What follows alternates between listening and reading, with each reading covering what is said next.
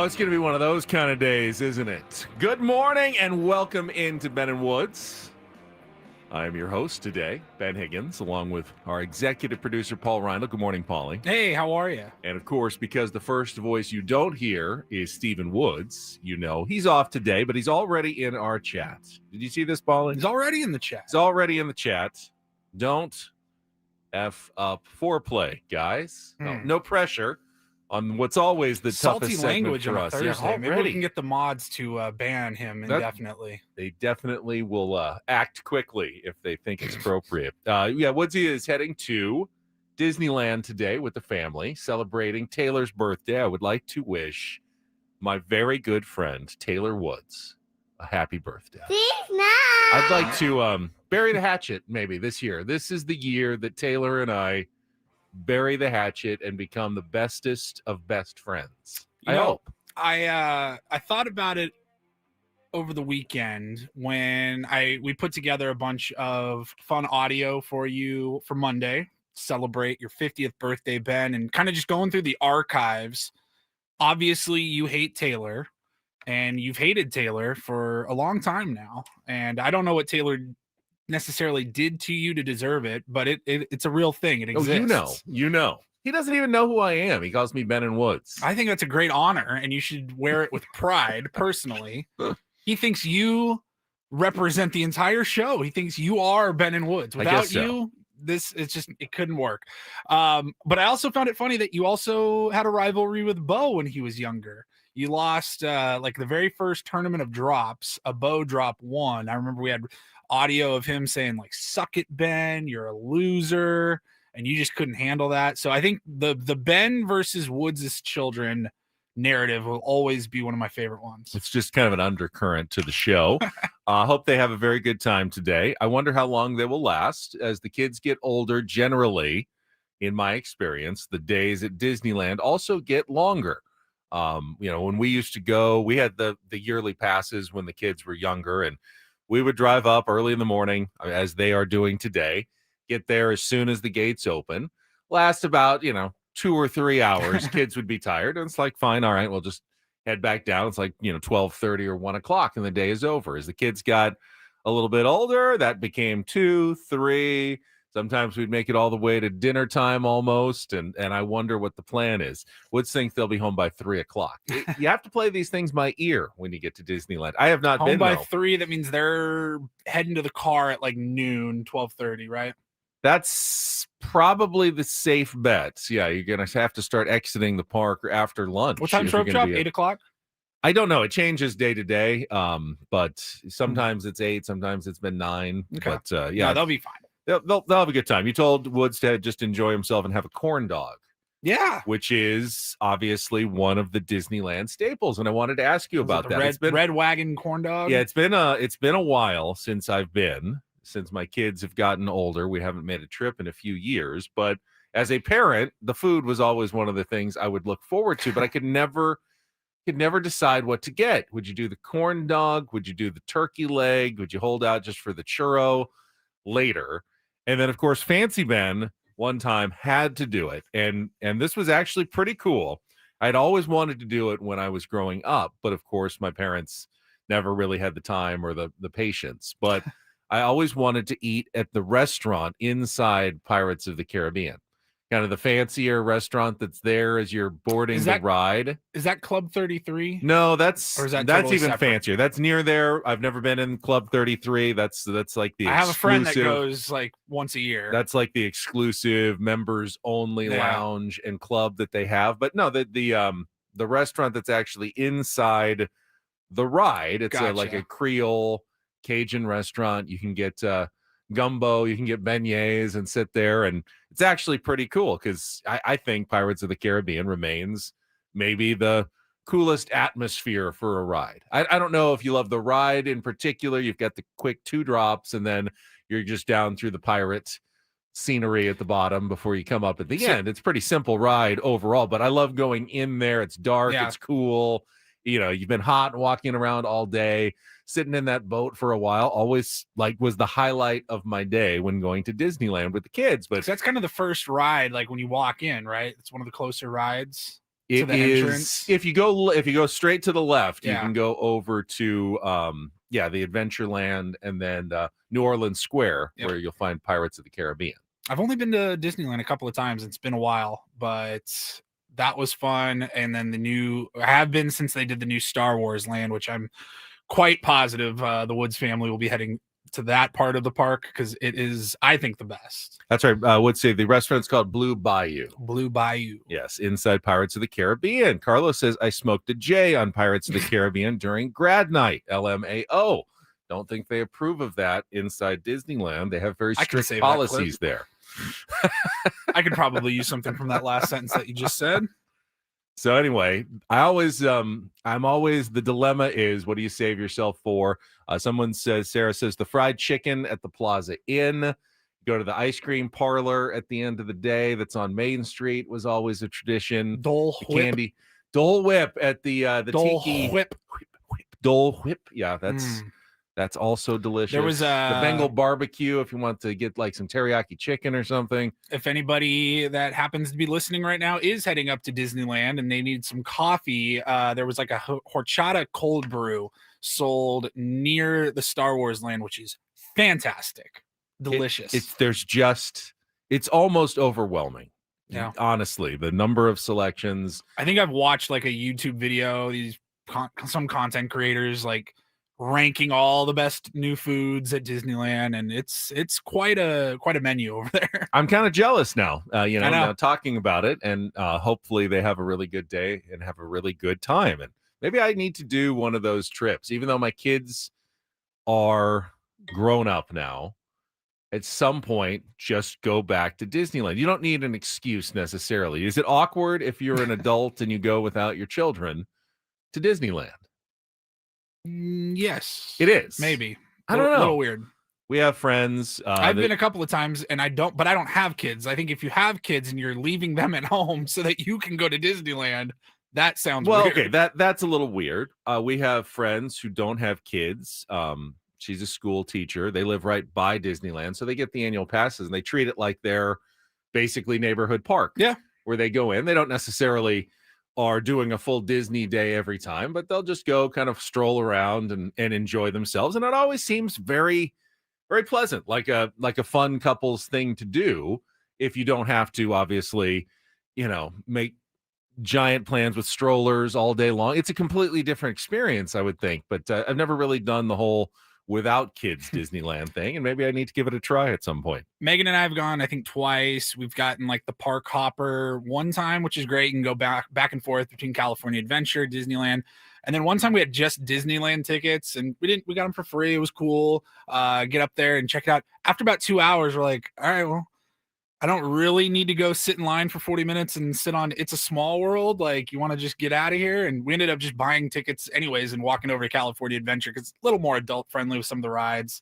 Wood says, please don't go to Disneyland by yourself. I understand that. Yes. Just an adult male walking around Disneyland totally unaccompanied is a red flag. See, I like Caitlin's comment here in the chat. Ben needs to take Taylor to Disneyland. I think that would be riveting content if we could just like follow you with a camera crew and you take Taylor by yourself to Disneyland and just see how that goes. That sounds kind of like a little like work though, as opposed to fun. And no offense to Taylor, I would take Taylor to Disneyland. I think me and him would have a blast. I mean, once you've done your own kids, I've never had the desire to then start taking care of other people's children. At some point you get grandkids, I think, and then you're excited to like do this with your grandkids. And, hopefully someday in the next, 15 years or so, I will have grandkids that I can absolutely take to Disneyland. So maybe I have to wait for somebody else to take them to Disneyland. I don't know. I think I can do that one on my own if they're my own grandkids. I just don't know if I want to take other people's children on that excursion to Disney. We can just get you some meta glasses, and then you and Taylor will just follow you around. We can live stream it. You guys' day at Disneyland together. Well, as Woods and the family are heading to Disneyland, I got a day on my hands, and it started the way you don't want any day to start. It's already started. It's already started, yes, with the engine light on my car going on the way to work. Coolant again.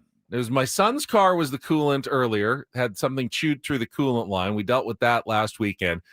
My light went on a couple of weeks ago. I went to get it taken care of. They said, don't really see a big problem. So they just kind of reset it, tuned it up, and everything seemed good. But now it's gone back on. So apparently I have a problem that even the mechanics and dealership can't figure out what's wrong with it because the light has come back on.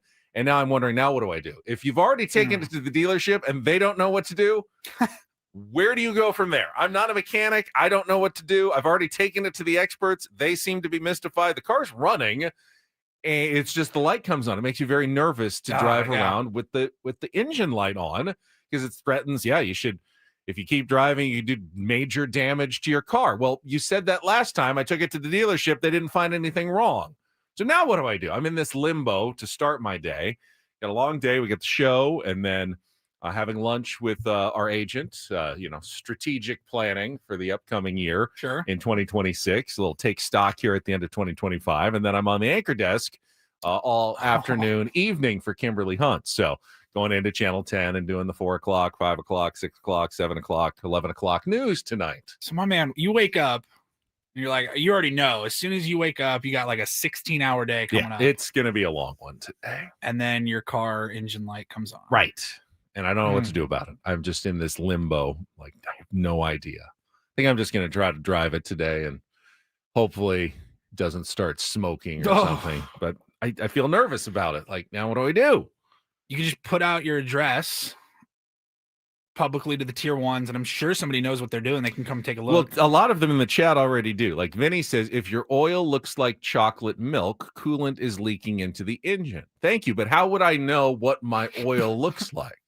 There's not like a glass of oil somewhere that I can just observe in the car. You know where like the dipstick is, right? You can pull that out and you can wipe it clean and put it back in and then look what I do not know where the dipstick is. Do they even have dipsticks in cars anymore? I think so. Is that how it still works? I have no idea. Haven't you ever gotten your oil changed? You ever see them like gotten it out and they show you on their wrist, they can show you how nice the oil is? I've seen the dipstick. I don't know where it is in my car or how it works. Now I can add oil. I know where the oil reservoir is if I need to top off the oil. I know where to add coolant if I need to top off the coolant. I know some basic things.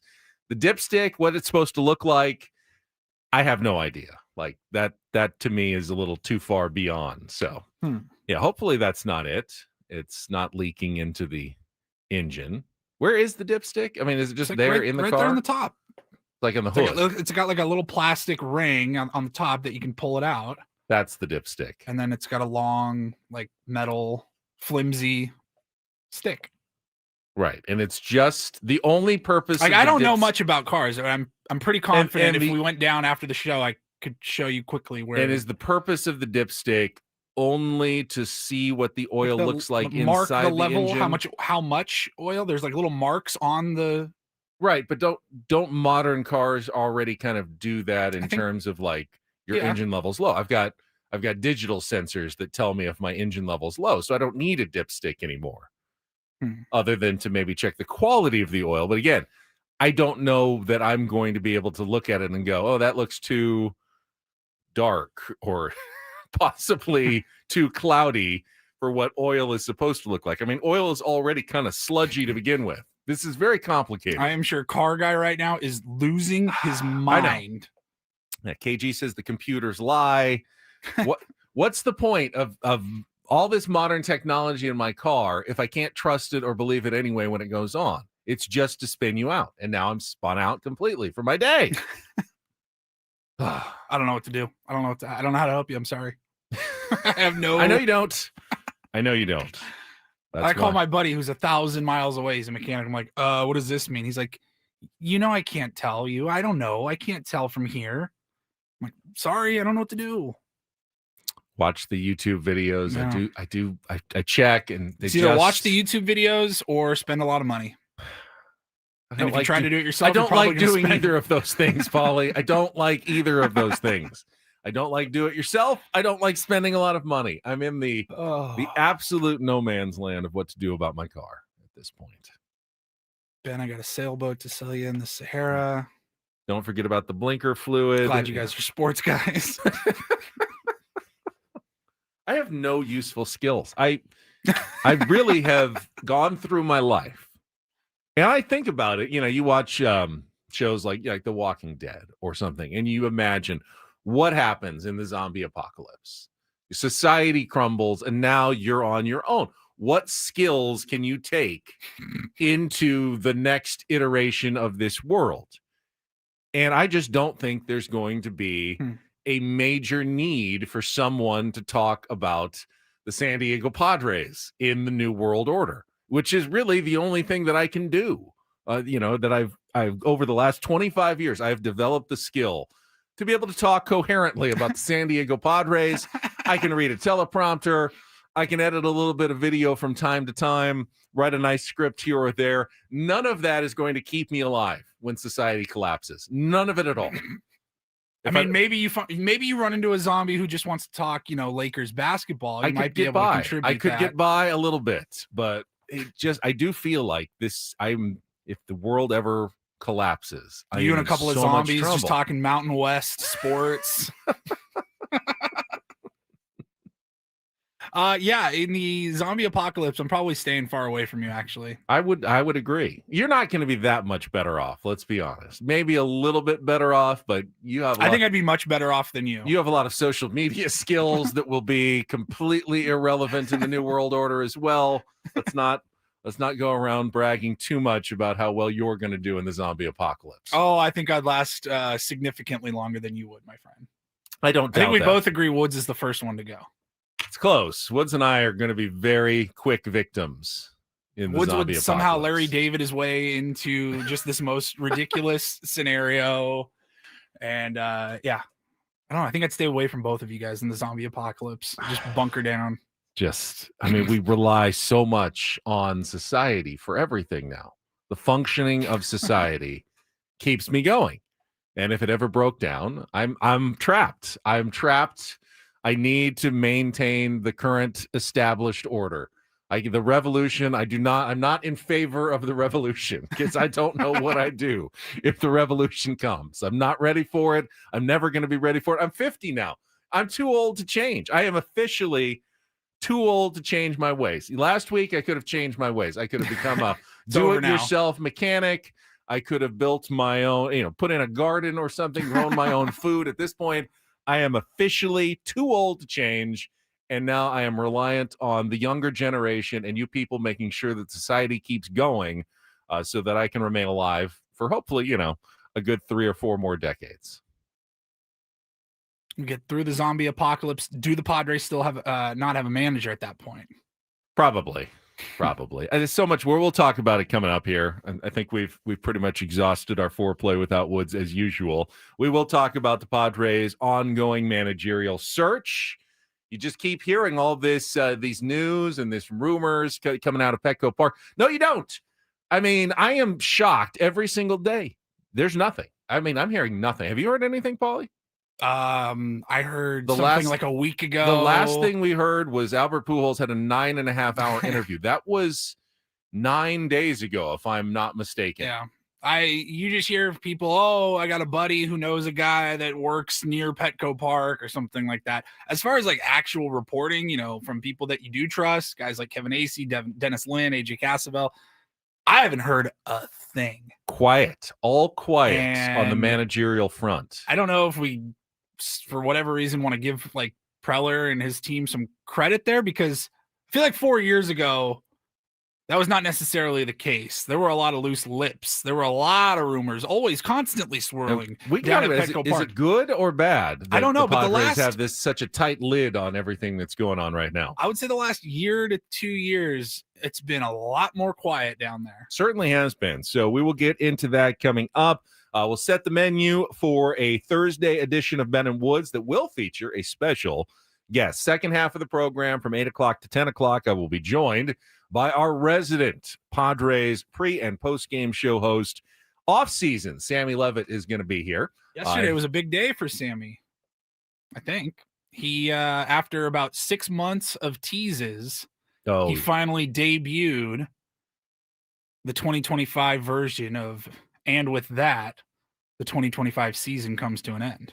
Wonder how we can get an update on how viral it's gone now in the last 24 hours. If people are already starting to put together their reels Sam with Levitt Sammy's Enterprises. voice. Yeah, we gotta. Which celebrities have already launched their own videos with Sammy's voice? Yeah, we can get an update from Sammy Levitt. He will be in studio second half of the program today, but we will start with the latest on everything in Padres land and more. We will get to that after our first check of traffic with Kelly Danick on San Diego's #1 sports station, 97.3 The Fan. First, though, I will tell you about PrizePicks. Yeah, I'm good. You're good. PrizePicks is my daily fantasy sports app. I got it right here on my phone. It is easy to use. We got football tonight, so you can set your first football lineup of the week by simply picking more or less on statistical projections between 2 and 6 players. Here's how it works. You kind of go two different ways. You can go aggressive, try to win big, put together 5 or 6 player power lineups, win them all, and you can turn $5 into, well, as much as 2,000 times your money. So that would be $10,000 if you make the most aggressive picks possible. Or you can go a little more conservative, put together 5 picks, but go with the flex play. You only need to get 4 right to actually win, or go with 4 right to win a little bit in that situation as well, or make a smaller lineup like 2 or 3 players and win that way. Lots of different options, lots of different ways to go with PrizePicks. Of course, every sport represented, including football, college football, basketball, hockey right now, among your many choices. When you look at that app, you've got many different directions you can go every single day. The first thing you do, though, is when you go to the website, prizepicks.com, download the app, and use the code KWFN to get $50 in lineups when you play your first $5 lineup. That's code KWFN to get $50 in lineups when you play your first $5 lineup. At PrizePicks, where it's good to be right, must be present in certain states. Visit prizepicks.com for details.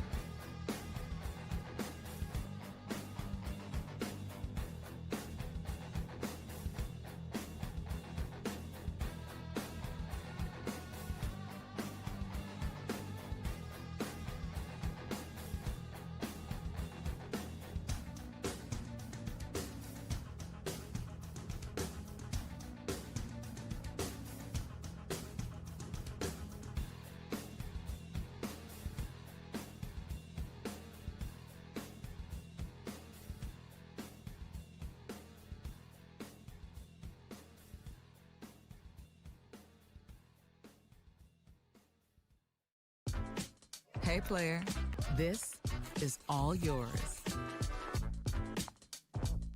This room with this view. This speakeasy with this cocktail. Hey, could you make that too? The spa with this. Ah. And this pool on this roof. This is all for you. The all-new Hamul Casino Resort, now open.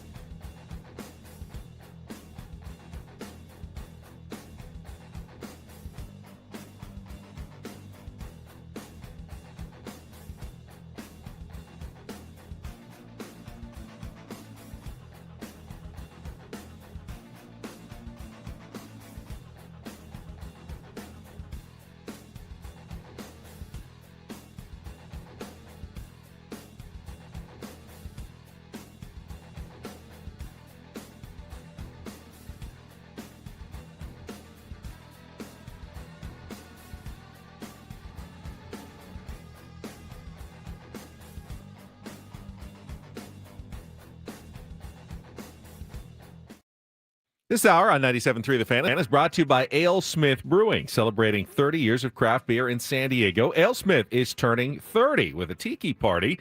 Join the celebration this Saturday starting at 2 p.m. at the AleSmith Tasting Room in Miramar. Live music, silent disco. You know me and my silent discos, Paulie. You love a silent disco. Food I trucks. wish I loved anything as much as you love a silent disco. Slushies, special beer releases, and more. Don't miss the 30th anniversary party at AleSmith. All right, on tap today, it is a Throwback Thursday on Ben and Woods. We may have some clips for you later, but we'll talk some Padres baseball coming up here momentarily in our 7 o'clock hour. Don't do this in our Padres smorgasbord. Going to take a look at some of the offseason contract projections that The Athletic has come up with, including 5 different San Diego Padres and what they are expected to pick up on the free agent market. Now, could be from the Padres, probably will be from other teams, but it's there was a few. I was like, oh, please don't come back to the Padres on that deal. Dylan Cease, Michael King, Luis Ariz, Ryan O'Hearn, and Robert Suarez all have Tim Britton went through and kind of looked at previous numbers, comparable players with similar stats, histories, not just what they did the previous year, but what they've done the last 5 years, averaged it out. He's taken a look at, the forces in the market, inflation, everything together, and come up with what he thinks are the most likely contract terms for players. And we're going to look at those, discuss whether you have any interest in bringing players back at numbers that are similar, and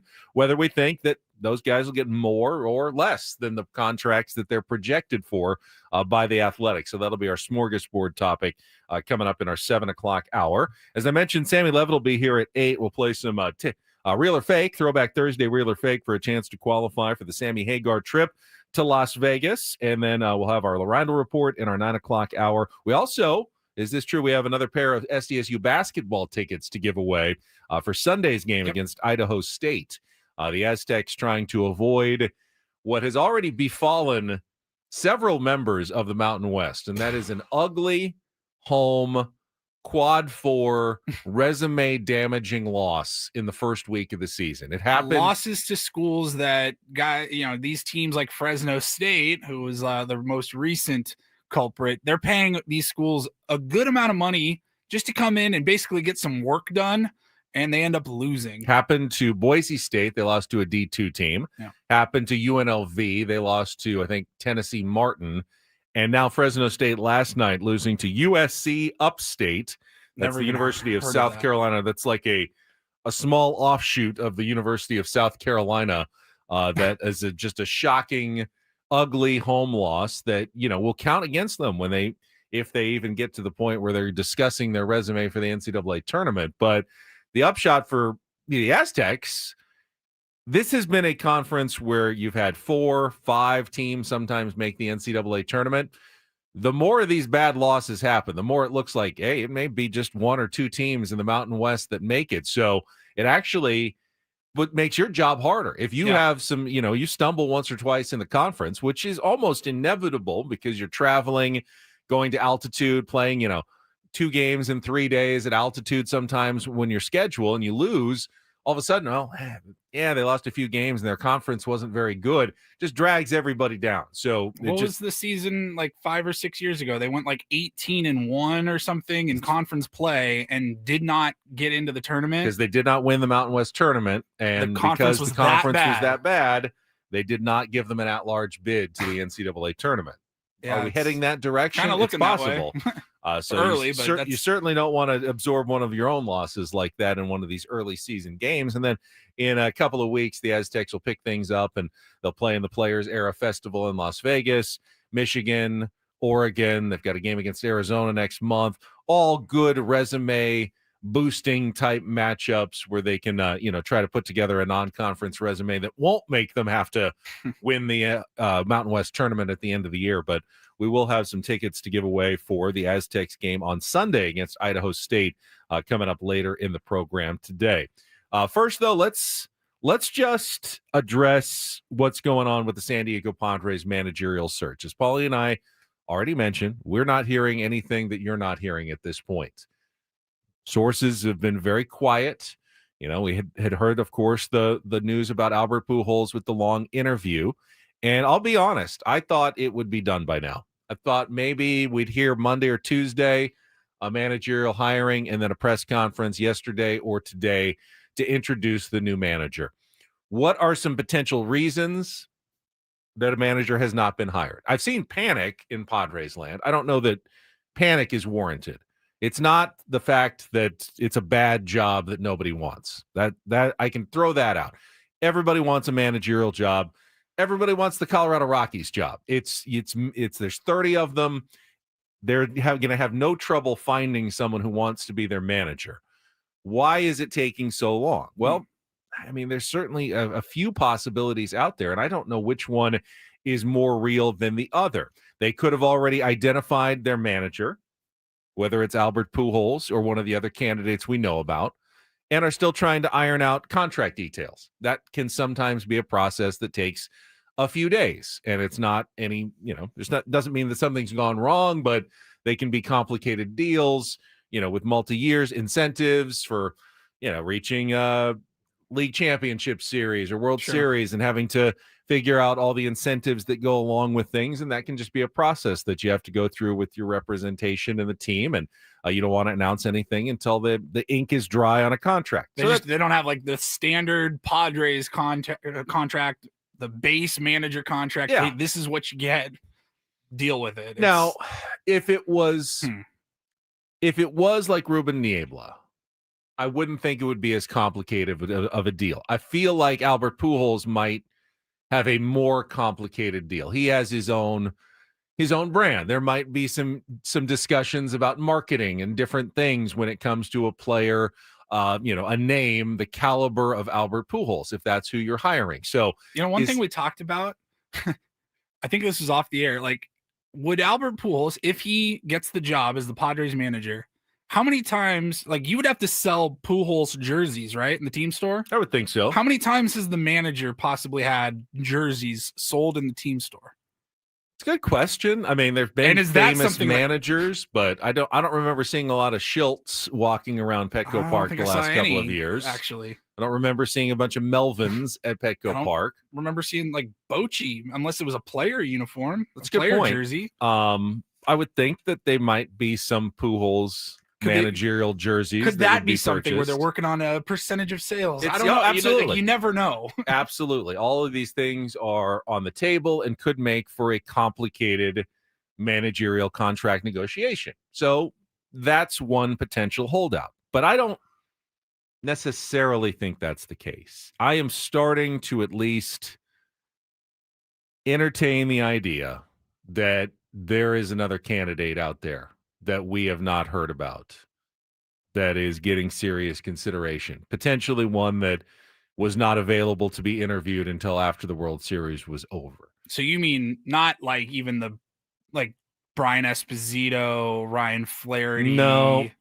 I don't know. Like somebody that hasn't even been really named yet. I don't know for a fact. Don Mattingly would fit at least the description of someone who was coaching through the playoffs to the end of the World Series. And if they wanted to be thorough, and AJ, he's nothing if not thorough when it comes to these interviews, and you wanted to go through the process where, hey, let's do a quick Zoom call as soon as the World Series is over, and then let's get you in and do a day, have lunch, dinner, sit down for 8 to 10 hours and discuss your managerial philosophy.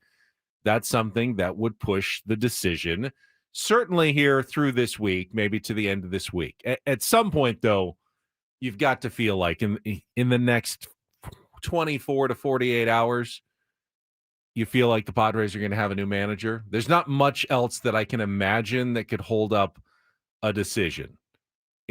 For another 2 weeks, why would it take that long to hire a manager? Just it feels like we've got to be near the ending of the process. Knowing just kind of a little bit about how things work from the media standpoint with decisions like this, and we've had a lot of experience over the last 6 years with managerial hires. There's press conferences, press releases, all of that stuff that follows the actual announcement of the signing. My guess is if it doesn't happen like in the next few hours today, it ain't happening this week, because they wouldn't announce it. I mean, I can't say for certain. My guess is they're not going to announce something on a Friday and then a press conference like the following Tuesday. It's usually within a day or two. Yeah, PR would tell you don't want to lose the momentum.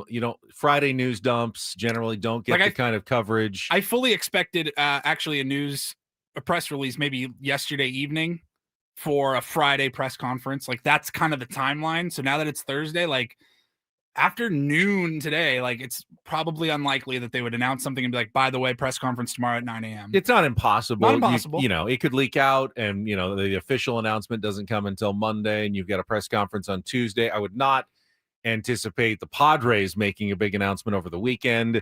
They know just logistically with their staff, with, local TV and newspaper reporters over the weekend that you're not going to get the kind of coverage. And you hire a manager, you want a good, hopefully positive media blitz that, it excites the fan base and gets everyone talking about your team. You don't do that if you do it on a Friday afternoon or on the weekend. You want to do it on a weekday, preferably, make an announcement and have a press conference on a Monday, Tuesday, or Wednesday, or even a Thursday. But That's not going to happen this week. I would be shocked if they tried to turn around a quick today press conference for a manager. They could announce today and do it early, like tomorrow, and hey, at least we'll get all of Friday, so it's not out of the question that it could happen today. But yeah, it is starting to trend at least toward an official announcement. Might not happen until next week. It's all speculation, though. We haven't really talked about Don Mattingly too much because his name hasn't officially been out there, but I have seen it thrown out there just by friends, fans. You know what I mean? Like, have we really explored that possibility?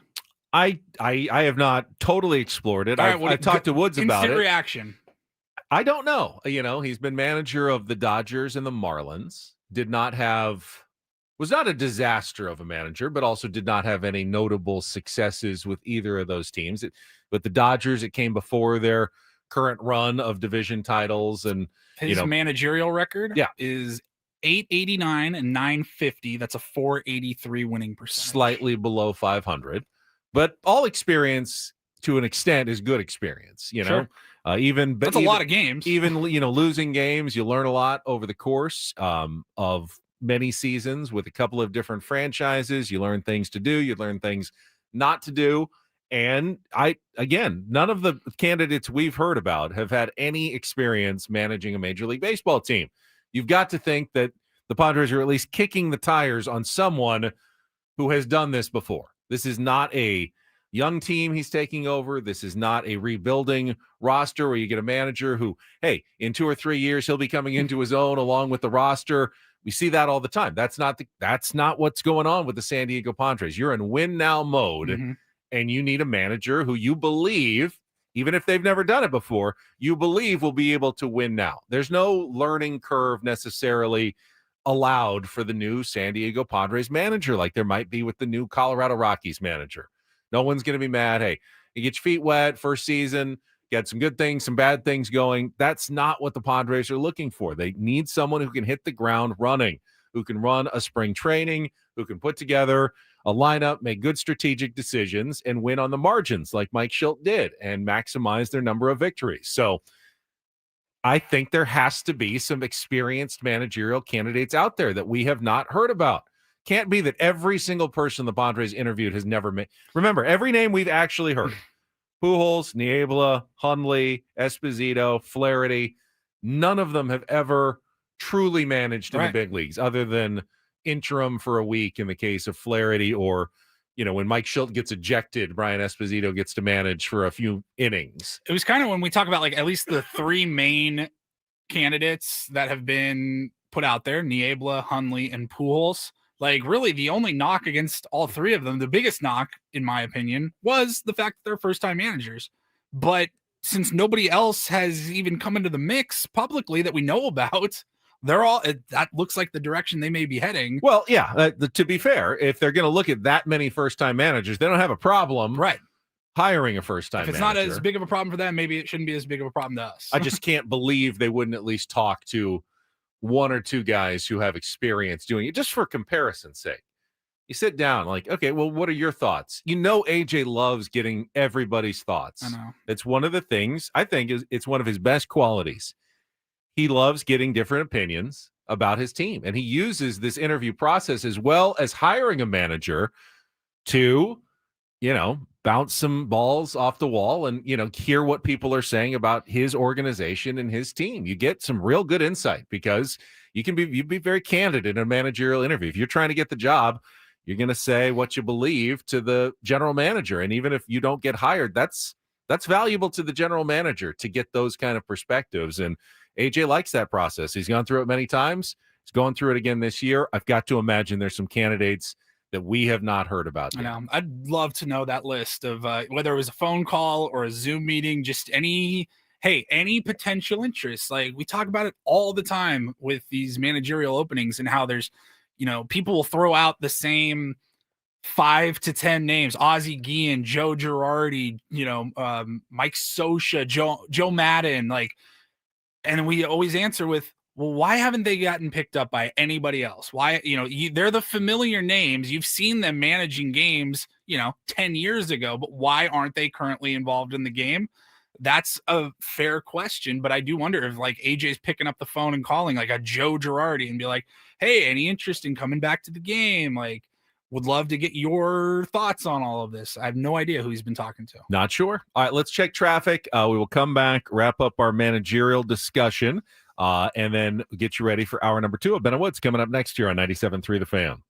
From the 855 Get Ross Traffic Center, protecting San Diego after accidents or injury, here's Kelly Danick.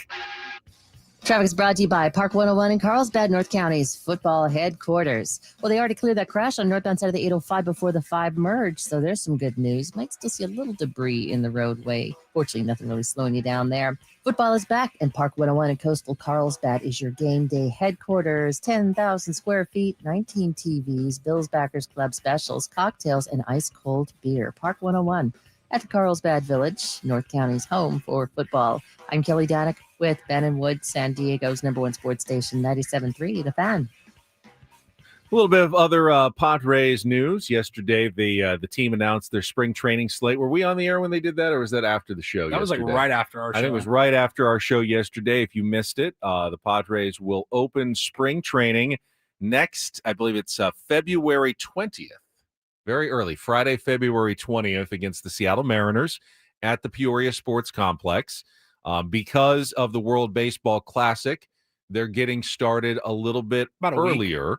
Now they may have the report date may only be a couple of days earlier. They get to the games pretty quickly. They're like, the pitchers will come about a week and a half before, and the players will get there, and like 4 days later, they're like playing games. It's like show up Monday or Tuesday, game Thursday, Friday. Yeah, there's not a big run up.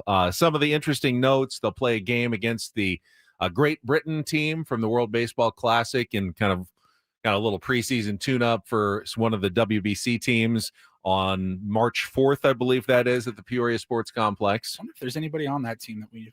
Great Britain. I haven't seen a lot of the rosters yet. There's been a few commitments here and there for some of the other teams, so that they'll show up. They play, I think, every Monday. They've got home games. Tuesdays, they're road games. They got Wednesdays, a few of them off later in spring training, but usually right about the end of February is when they'll lose some players for the WBC. So whoever the new manager is going to be a kind of an added challenge, because they're going to show up. They're going to have a week and a half with some of their key players, and then those players will depart for probably about 2 weeks or so to compete in the World Baseball Classic, and then you won't see them again until the last week and a half or so of spring training. They'll come back and play a few more games. So whoever the new manager is going to have to kind of hit the gas and start very quickly, and probably use this off season like Mike Schilt did to establish a lot of the relationships with the players, because they're not going to get that month and a half of spring training that they normally do, at least with the number of the players with the Padres, the kind of guys that they have on their team. They're going to be gone for the WBC. I wonder, do we know how many players from the Padres are expected to play in the WBC? And can a new manager come in and say, actually, I'd prefer if you didn't do that? I don't think the new manager can say that. Can any manager say that? I don't think any manager can actually say that. I wasn't sure. Mean, they have to encourage players to make sure that they want to do this. I mean, I don't think they can force them to play in the WBC, but they're trying to make it into, this is an honor, represent your country. Sure. Shows that you're one of the best players in baseball, that you're doing this. So yeah, they can't stop anybody from going. I mean, other than, let's see, we have Manny and Tatis. Manny will play for Dominican, and Tatis, will they both be? I think they're both probably scheduled.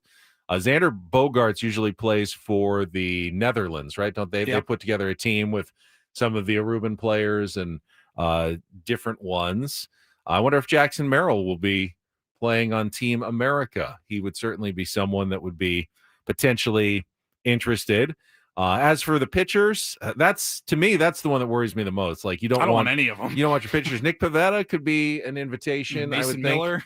Mason Miller absolutely would be someone that if I'm Team USA's manager, it was Mark DeRosa, I think, that I'd want Mason Miller on my squad. So absolutely. Probably the whole Padres bullpen would be of interest to teams.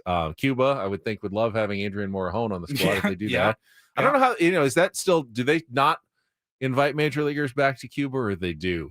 because of I the don't political know. situation. I don't I'm know. Yeah. not sure about that either, but they will be Padres players who are gone during spring training, which just adds another whole element of it. But how many times have we said there's almost never a regular spring training for the San Diego Padres? Can't remember when the Just last one was. Feels like every single year there's something, whether it's it ain't going to be this upcoming spring training. Nope. And it's not going to be the It's one gonna after be the next that. one after that either, with And, potential starting late if there's a lockout or something like that. So yeah, it's just the normal business of weird spring trainings for Major League Baseball and the San Diego Padres going forward. Plus, they have the added thing is every other year you've got a new manager, got different things going on. It's just rare that you have Your owner dies. You have to trade your future Hall of Famer, another new manager.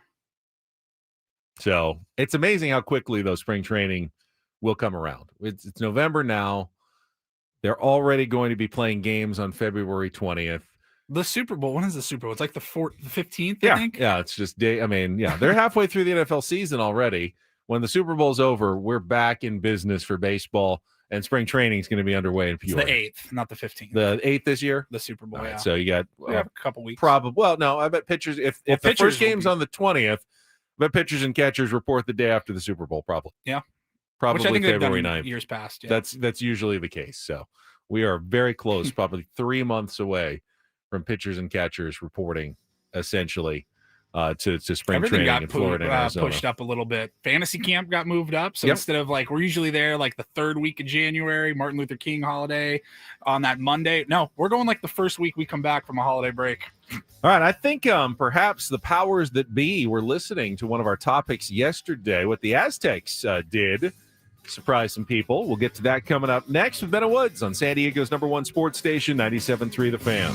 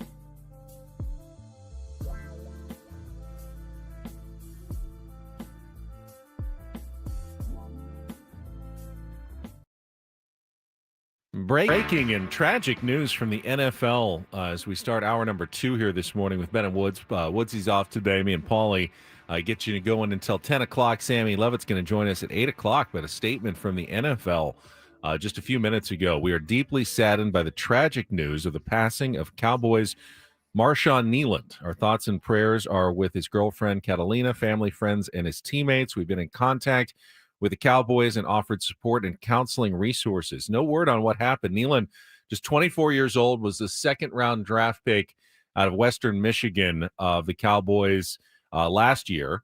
Has been playing a little bit like special teams. Paulie said he had a touchdown on a punt block. Yeah, I just saw a highlight clip from Monday Night Football this week. There was a blocked punt, and he ended up recovering it in the end zone for a touchdown. Shocking. Oh, man, 24, that's so sad. 24 years old, and again, no indication on a potential cause of death, whether it was an accident or whatever happened or something medical. We will, of course, keep you updated if we hear anything, but clearly just a very sad story in the NFL. Yeah, this is his first and only touchdown of his career just a few days ago. Probably as good as you could possibly feel in your life. And then just it's over a couple of days later. That is heartbreaking. As a parent of a pair of 20-somethings, I look at his birth date, and it's 2001. Just that is... it's so sad. So unbelievable, shocking, and sad news. So if we hear anything updated on that story, we'll let you know. But Cowboys are scheduled to play again, on Sunday? Are they off this week? I don't know what their schedule is, but I'm not sure. I think they might have a bye this week. So I don't know. We'll get an update from Dallas on that story as any more details become warranted. Okay. Meanwhile, I mentioned the Aztecs. Segue that, Ben. It's a tough one, but had to get that news out there. So we were talking yesterday about, we've talked a couple of times this week about the attendance issues at SDSU football. Had the comments from the Wyoming coach basically, mocking San Diego State's lack of attendance for the game last week, saying, hey, I'm so happy to be in Laramie, where everything's apparently peachy keen, and not in San Diego, where they only had 17,000 plus at the game against Wyoming last week. And we talked about some of the reasons why, San Diego State football hasn't necessarily gone the same direction as basketball, even though they're 7-1 now this season. Why haven't they, the attendance matched? And one of the big issues that we identified was cost of tickets at Snapdragon Stadium. There are tickets available for the Boise State game. We checked yesterday, but only like 300 of them were the cheapest tickets, like 60 to $80 tickets. And everything else was in the, club or premium sections. They were 100, 200 or more, which is a lot to go to a college football game. And we explained, well, this is the pricing structure that the Aztecs came up with to help pay back the debt, the loans that they took out to build Snapdragon Stadium a few years ago. And they can't simply just say, well, we're now going to charge a quarter of that price to get people into the stands because they're not going to make enough money to pay off their loans. It's pretty simple, but they do need to get people into the stadium. Yesterday, one of our local politicians, Supervisor Jim Desmond, sent out a statement saying SDSU needs to basically lower ticket prices. They need to get more people in there. They need to make it more affordable. SDSU has responded and yesterday announced a 2 for $40 ticket deal for the Boise State game. I just pulled it up online. It's right there on their main page. There's a little pop-up window, and it says San Diego State versus Boise State, 2 for $40. Buy tickets now. Now, they did a flash sale, I think, for the Cal game as well, which was their best attendance of the season, where they did like a $15 ticket deal. This is $20. Don't know how many are available, but if you are interested in taking advantage, as you just said, it's online now. You can look that up and perhaps make plans to go see the Aztecs hosting Boise State, which could be a massive, massive game next week, especially if the Aztecs win on Saturday night in Hawaii. They'll be undefeated and could clinch, I believe, like a spot in the Mountain West Championship game next week, and even potentially home field advantage. They could host that game at Snapdragon Stadium. If they win their next two, they'll be in really good shape, potentially with like a 2-game lead and 3 to play over the rest of the Mountain West heading to the end of the year. So there's definitely the possibility that a Mountain West championship game could be coming to Snapdragon Stadium, and you win that one, well, you're at least eligible for the college football playoff. I know the number crunchers, and I saw them going through it on ESPN yesterday, the group of 5 possibilities. They had mostly, some of the other schools like Memphis were in like the 20% range. They had San Diego State at 4%, but they had a chance. That's not zero. Yeah. They had a 4%. They were the only Mountain West school that they considered that had any possibility of reaching the college football playoff. Now, it's a long shot. That's 1 in 20 essentially to get to the college football playoff, but it's not dead. That dream is still alive for San Diego State. If they win out, they could have a chance to at least make the college football playoff for the first time. So if you want to get excited about Aztecs football, here's your perfect confluence of events. $20 tickets, good opponent in Boise State, and a chance to take command in the Mountain West en route to what could be a very special season on Montezuma Mesa. Yeah, I'm just looking right now. You can get the 240. It's all on the home side. It's the 300 level, and on the visitors side, you can get any seats up in the 200 level. And by the way, you talk about 200 or 300 levels, upper deck. It's still a good seat. Snapdragon Stadium. They're all pretty good seats. I've been to a few games, sat in different places, and there's like no bad seats in that place because it's not a 60,000 seat stadium. For a football game, you feel remarkably close to the action. Yeah, the top of the 300 level still feels like the middle of most exactly big NFL stadiums. At the queue, it would feel like the middle of the stadium, even though you're at the top of the stadium at Snapdragon. The other Aztecs news that was out this morning from the UT are comments from J.D. Wicker, who is exploring the possibility of a contract extension already with Sean Lewis. Ban. Really fast. Remember, I don't know, a couple months ago, wondering if Sean Lewis was going to make it, past his second season as head coach at San Diego State. They just lost to Washington State.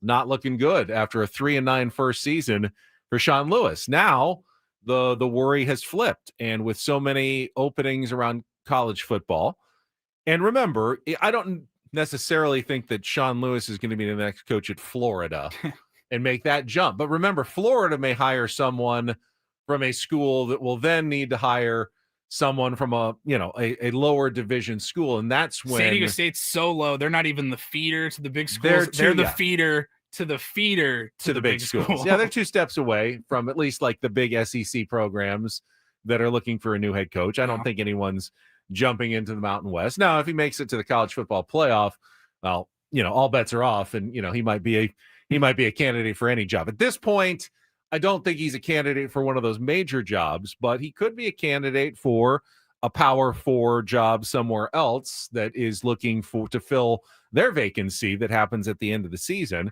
J.D. Wicker said, yeah, we've already had some at least preliminary discussions, feel comfortable about where we are. John Lewis signed a 5-year deal at the beginning of his tenure, so he's only in the second year of that deal. He's got 3 more years left, but as with any coaching deal nowadays, there's a buyout. I believe I saw it's $3 million if Sean Lewis wants to leave before February 1st, and then it'll be $2 million after February 1st. That doesn't come out of his pocket, though. If there's a school out there that has deep pockets and wants Sean Lewis, I don't think $3 or $2 million is really going to be the deal breaker, especially when you're seeing schools fire coaches with like 50 plus million, $50 to $70 million still left on their deals. Another school is going to be able to find the extra $2 or $3 million to buy out the coach that they want to hire. So yeah, there's a legitimate possibility that Sean Lewis could at least be considered somewhere else. And, J.D. Wicker wants to find a way to make sure he stays around. Now, is it too early in your mind, Paulie, to start like extension raises for Sean Lewis? It's 6 wins in a row, 7-1 record. Is that enough to tell you that he's the right coach for the job at San Diego State? It's definitely trending that direction. It's trending there. It's absolutely trending there. And I don't really care one way or the other too much. But it used to be like, hey, do something like win me a conference championship, then show me you come back and do it again the next year, and let's talk about a contract extension. Right. Now it's have one half of one good season. You had one bad season at 3-9. Now you've had one half off of to a one really good good start. season, and you already have enough leverage that the AD is calling into the office going, well, what do we think about the future here? I mean, one half of one good season. Yeah, it's pretty remarkable. Whatever happened to like actually accomplishing something?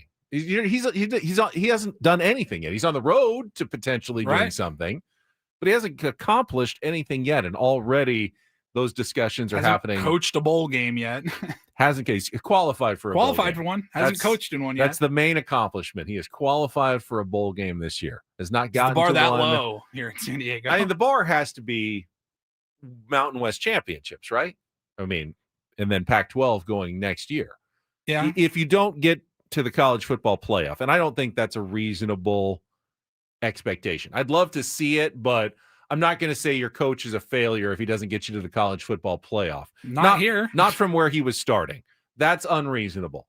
But at San Diego State, you look at the schools they're competing against in football. There's no reason why you can't win your own conference. Boise State is the biggest team standing in your way. But everything else, there's no reason Wyoming, Colorado State, UNLV, New Mexico, Hawaii should have a better program, really in any sport, than San Diego State. Agreed. Resources, location, just overall campus, student body. There's no reason any of those schools should have a better athletic program in any sense than San Diego State. It's embarrassing that the baseball team hasn't been able to turn it around in recent years, and maybe they will under Kevin Vance, their new coach, and got Steven Strasburg back in the fold. But that level of competition, you should be dominating at this point if you're San Diego State. And I get it. Everyone's trying. There are some good programs with some history, UNLV, New Mexico in basketball, Boise State in football. But overall, San Diego State should dominate the Mountain West. And largely they have. In a lot of sports, they do. Basketball, they have more championships than any other school in basketball. I think that's what we care about the most. If you go to the Olympic sports, soccer, other sports, they've done pretty well over the years. So they've done a good job. But football is the one that golf, our beloved Steve Sugimoto, they have gotten to the national championship a few times. Yeah. But football is the one that everybody cares about. And you have to have success against those other schools in football. It's the one everybody at the school cares about. Like the people the decision makers, like they can't do their job well unless the football team. No, and I think people are going, well, no, they really care about basketball more. With their heart, yeah. In their heart, yes.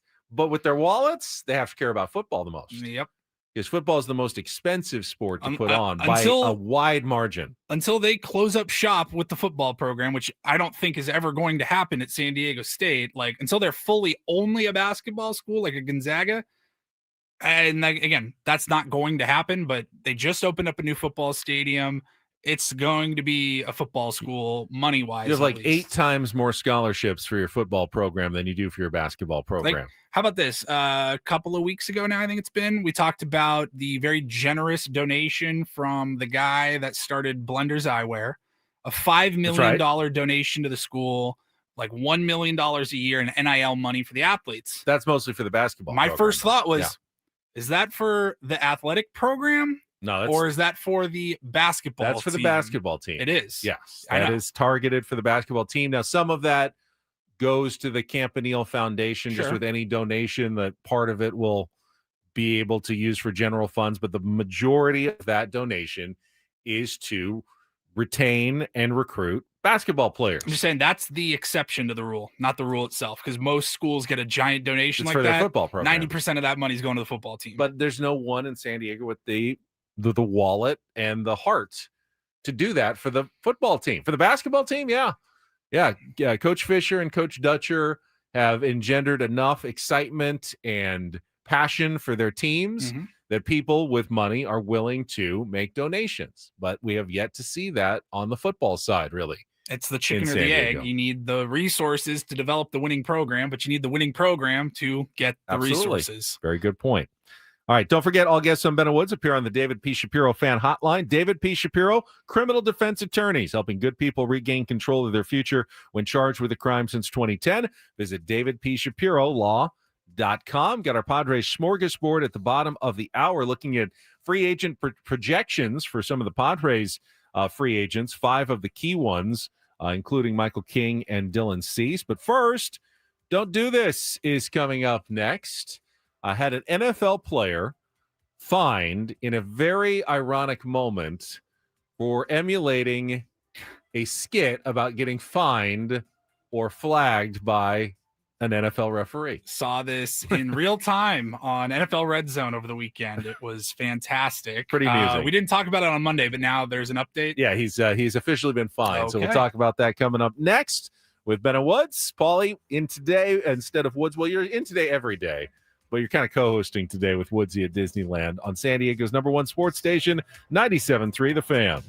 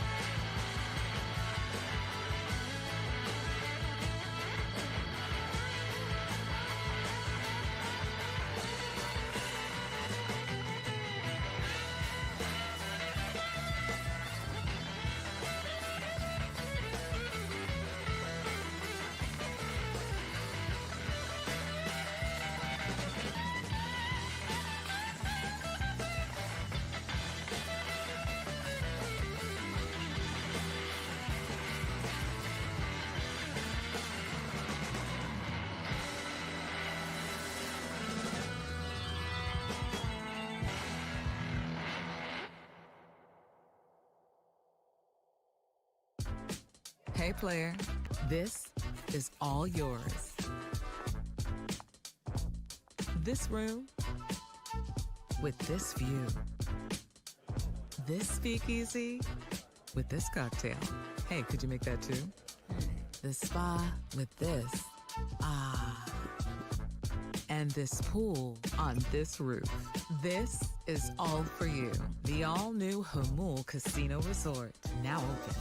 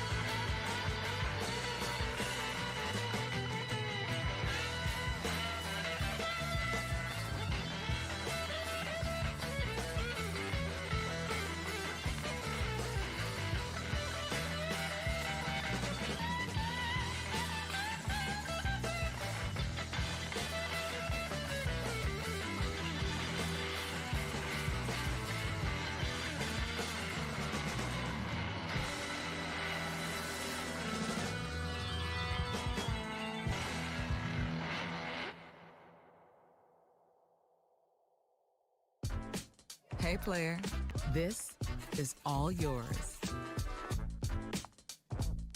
This room with this view. This speakeasy with this cocktail. Hey, could you make that too? The spa with this. Ah. And this pool on this roof. This is all for you. The all-new Hamul Casino Resort, now open.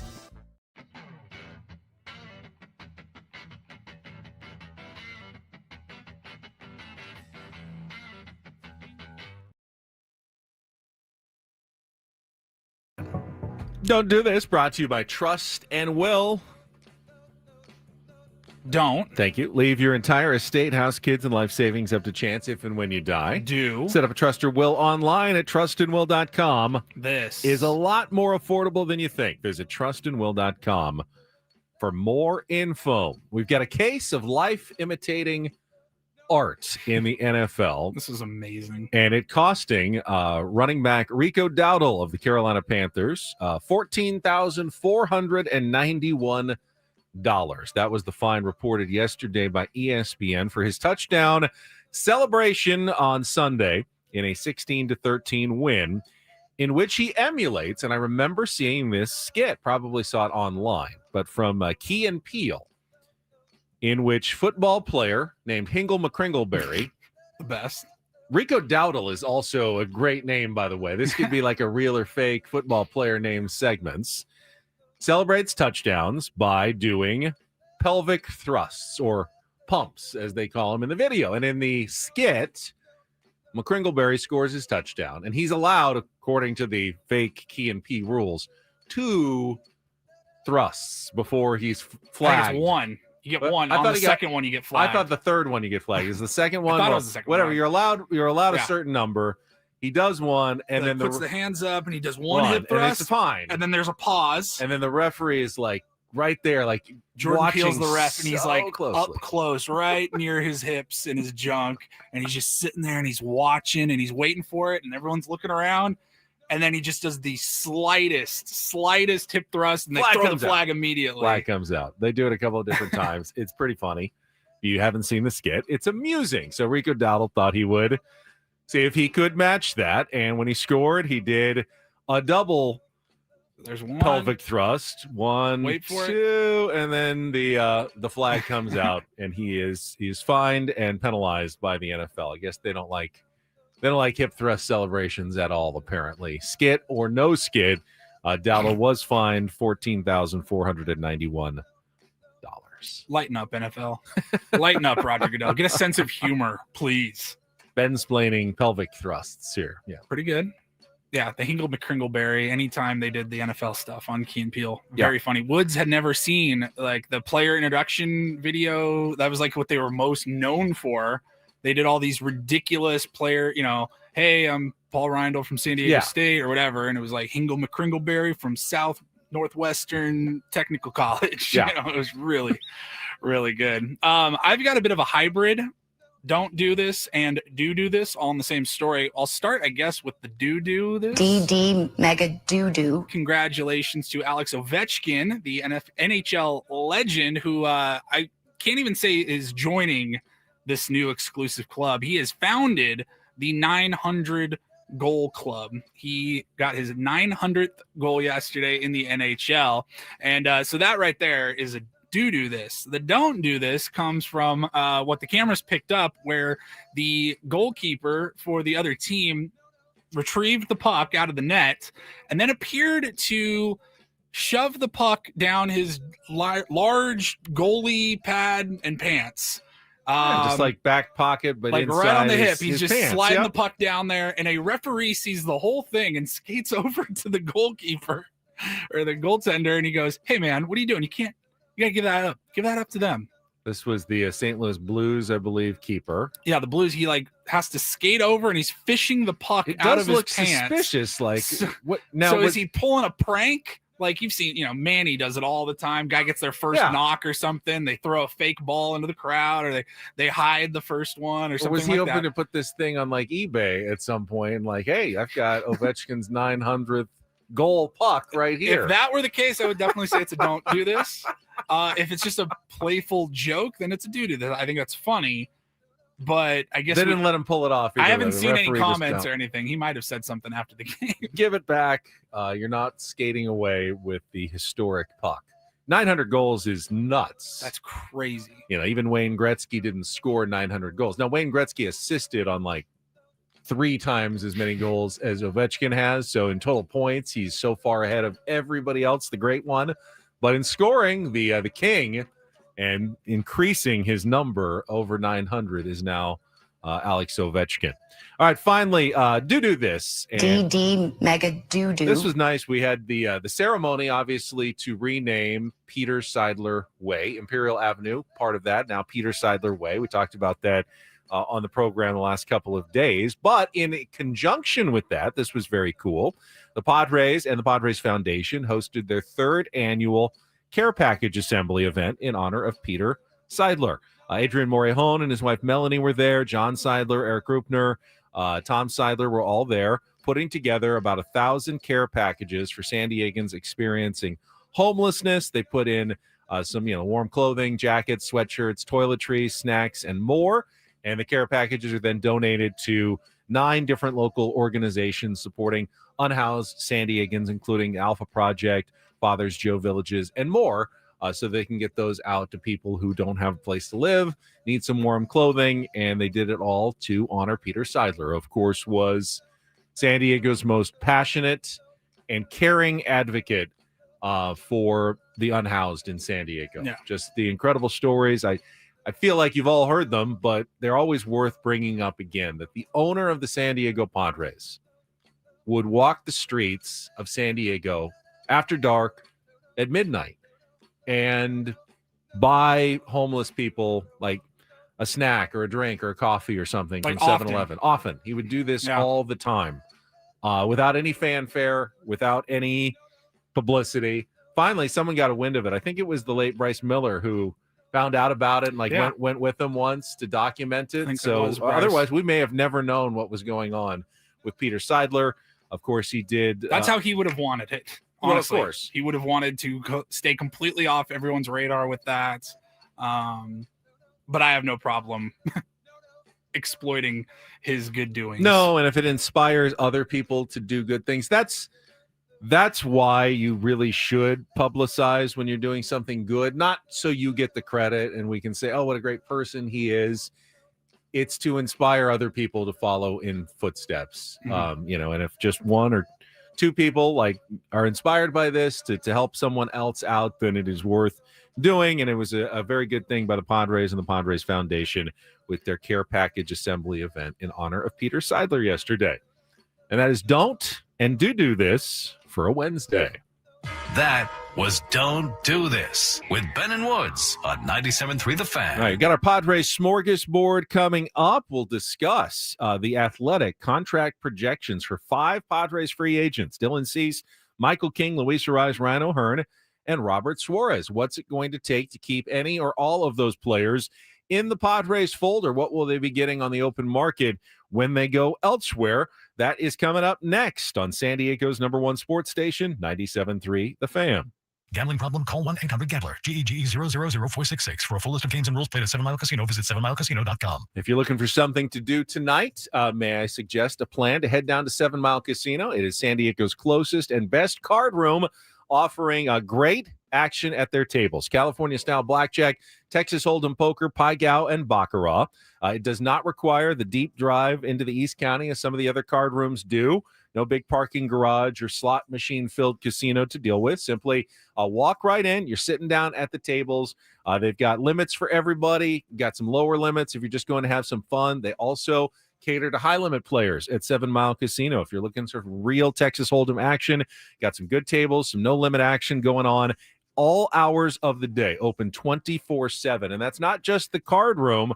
That's also Sammy's inside 7 Mile Casino, 24/7 players menu. Their kitchen is open all hours of the day. You don't see that in San Diego very often. We're not really a 24/7 town, but if you're looking for a great meal, you can do so at 2 a.m. at Sammy's at 7 Mile, which is fantastic. Other times of the day, you can go enjoy their great patio overlooking San Diego Bay, or the bar, full bar, televisions. Sit down, enjoy a drink, and then sit down at one of the tables. Just lots of different ways to enjoy yourself at 7 Mile Casino. Check it out today. It's just 7 minutes from downtown.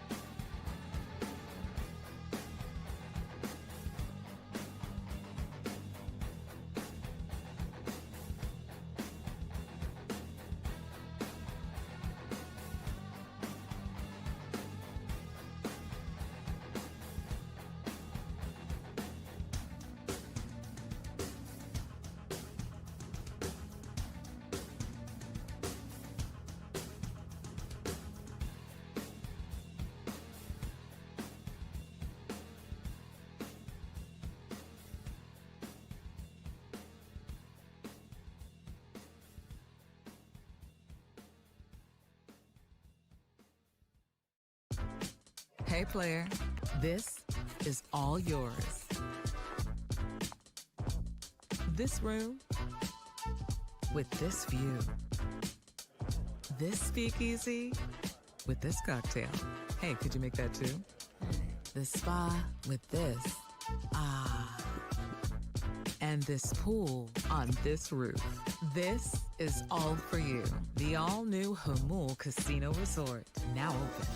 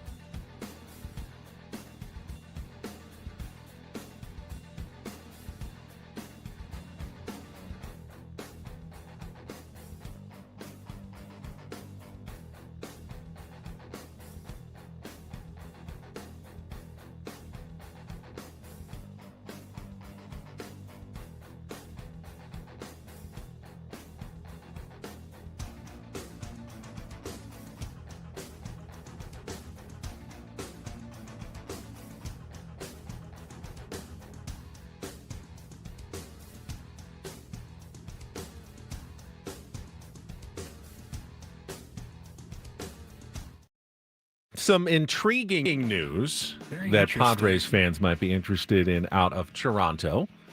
Get to that in just a second. First, a reminder, we've got our biggest fan announcement this morning coming up at 9 a.m. We will announce the next name on our list for the biggest fan. If you hear your name at 9 a.m., you'll have 10 minutes to call us back and qualify for the grand prize, a night in the Odyssey Suite at the Padres game next season. 20 tickets for you and your friends, and the fan staff will show up and watch the game along with you. You can register your name at 97.3thefan, sd.com/biggest-fan in order to potentially have your name called. We're 3 for 3 so far this week in our biggest fan announcements on Ben and Wood. So let's make it 4 for 4 at 9 o'clock. Everybody be listening when we announce our next name. Sammy Levitt's going to be in studio at the top of the hour, but Paulie just pointed out a story from John Heyman of the New York Post that involves a name that, we were talking about in our first hour. Yeah, how about that? That is Don Mattingly, now former bench coach of the Toronto Blue Jays. Yeah, Joel Sherman and John Heyman with the New York Post right here on their front page of their sports page. Don Mattingly is leaving the Blue Jays after the World Series heartbreak with 2 managing jobs open, Post exclusive. So reading it here, he is stepping away from the Blue Jays bench coach job, but it says here very clearly he is not retiring from baseball. He wants to stay involved in the game. His contract was up with the Blue Jays, so rather than renegotiating to stay as bench coach, he would like to explore other opportunities, it looks like.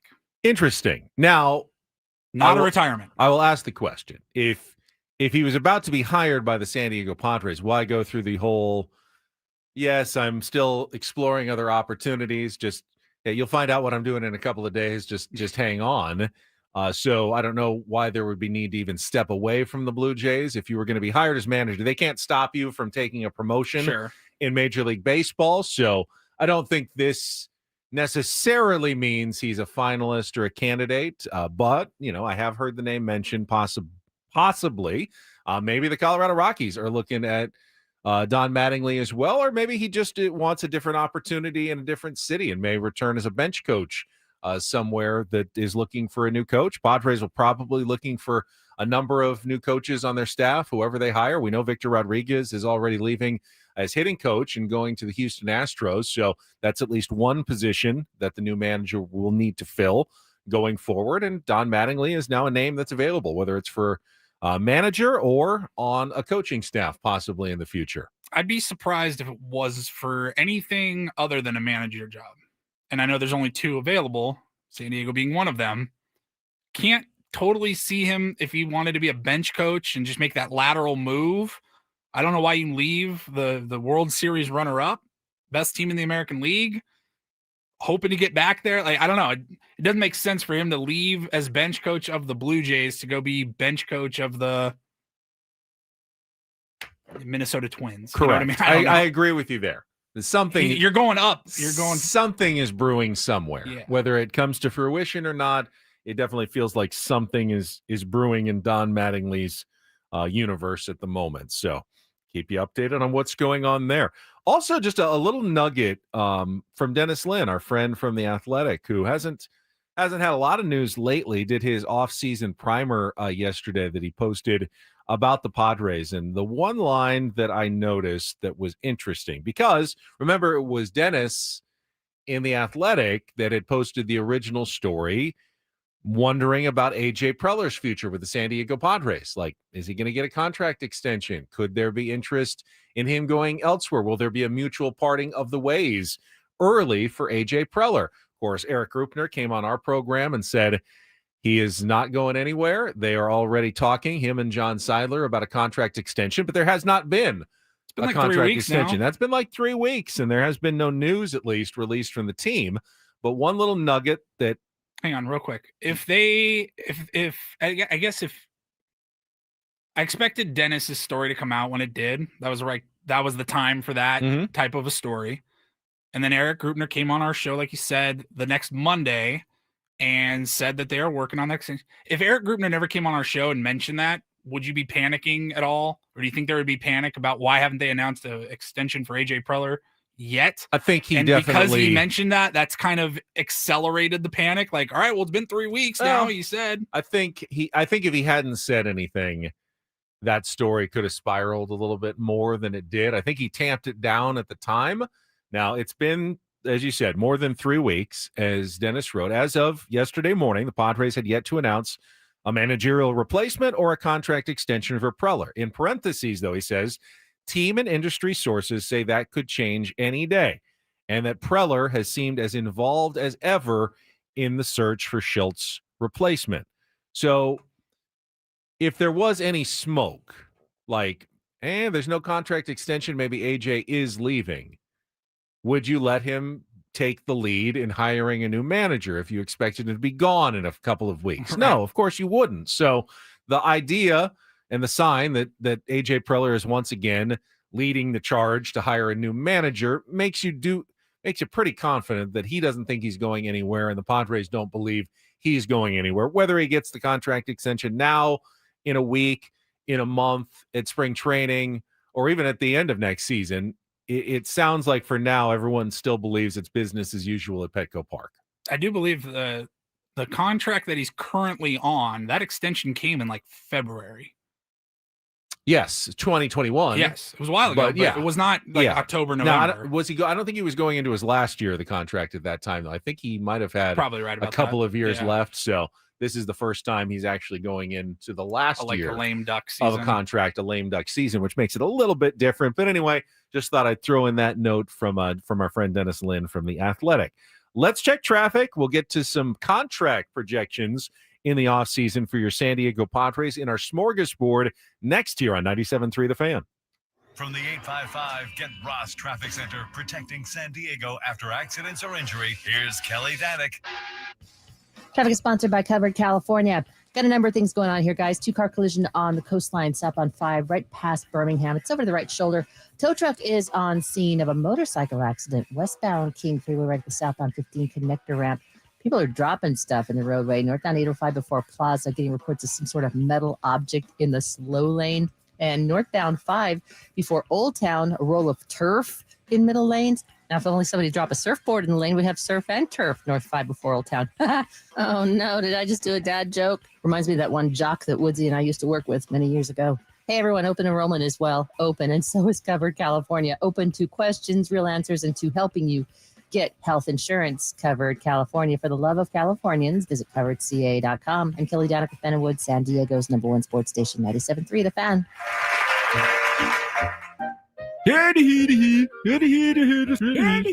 Padres smorgasbord. All right, never mind. Yeah. Call it something else. I liked your surf and turf joke, Kelly, too. A dad joke right up my alley. She said, reminds me of the jock that Woods and I used to work with.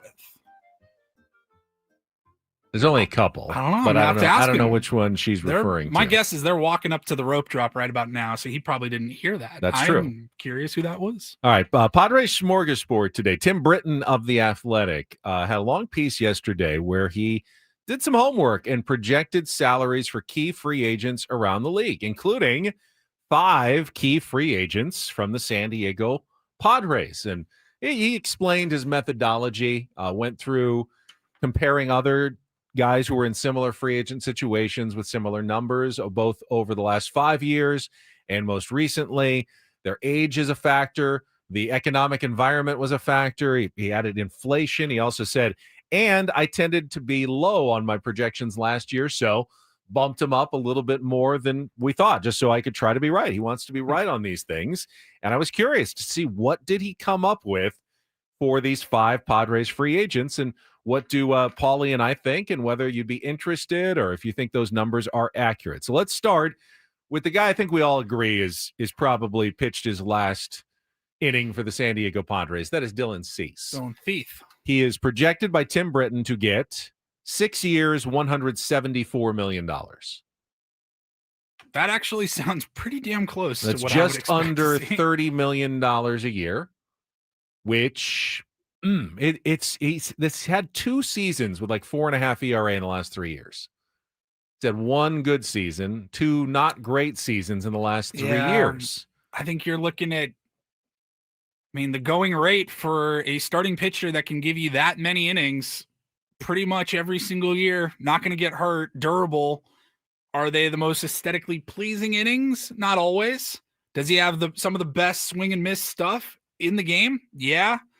I think you are looking at $25 to $30 million for that guy.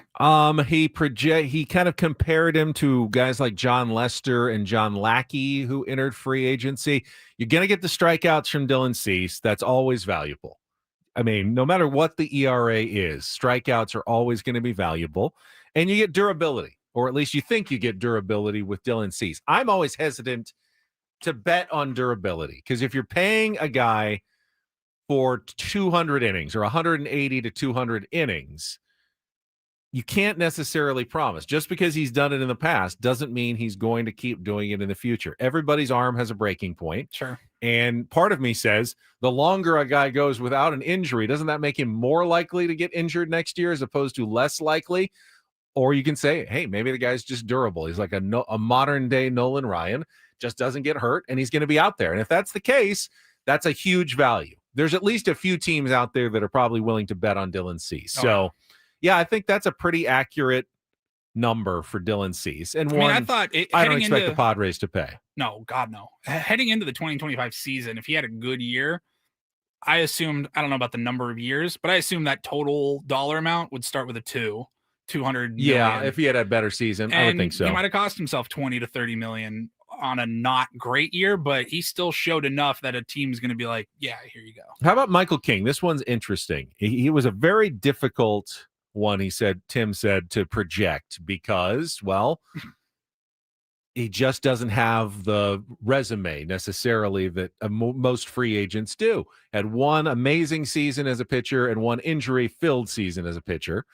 He went with 3 years, $75 million, but expects an opt-out like after every season in that deal for Michael King. So if he goes back and pitches well next year, he can opt out and get a much bigger, like a Dylan Cease type deal 1 year later. If he doesn't, then he can opt back in for another $25 million.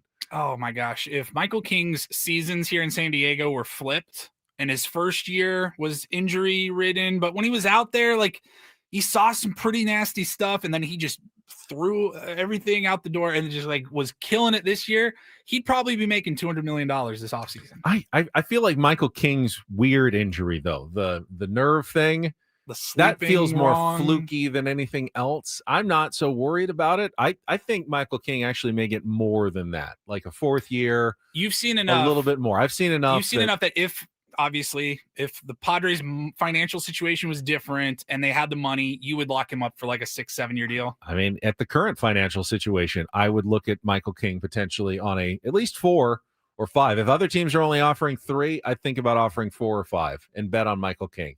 Bet on the person. Well, he bet on that. Bet on the stuff. I don't know, but if that's the projection, I'm interested. I'm very interested in Michael King at $25 million a year. I think if I'm Michael King, you're probably pretty okay with 25 a year.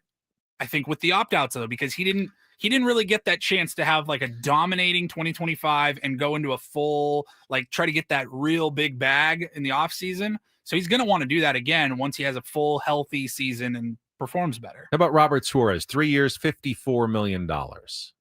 I can see a team paying that, and it won't be the San Diego Padres. It won't be the Padres. I could see even more. I mean, there's a couple teams that need a closer. The Dodgers need a closer. They could bid that thing up a little bit higher. I don't know that he'll be a Dodger, but I don't know if we saw him every night. I felt like he had a really, really good season. And yet, for whatever reason, almost every single outing, really I was waiting for him to blow the save. That's you. And it didn't happen. It didn't happen. I wasn't super comfortable still with Suarez out there.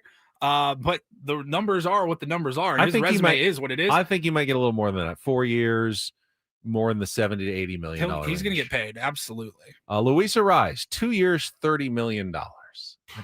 That would be a raise over what he was making this year. I don't think he's getting a raise. I think after a down season and the current state of what's valuable in baseball, there will be teams interested. I think it's going to be less. I think it's 2 years, 22 to 24 million. I still don't think the Padres should be major players with Luis Ariz. They need power. They don't need Ariz filling a spot in their lineup this season. And then finally, Ryan O'Hearn, 2 years, $36 million. So $18 million a year.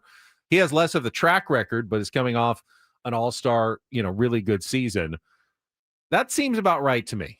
2 years, $36 million seems about right for Ryan O'Hearn. And I would be interested if I was the Padres in Ryan O'Hearn at something around that price tag. I don't know that you're going to get anybody better to play first base for less, right? Agree. So Pete Alonso is going to cost twice as much and more years. So, if that's something that you can convince Ryan O'Hearn to do, I'm very much in the conversation for Ryan O'Hearn, 2 years, around $36 million. I wonder what Sammy Levitt has to say about it all. Sammy. He has just stepped into the studio. He will join us for the second half of Ben and Woods. Looking forward to that.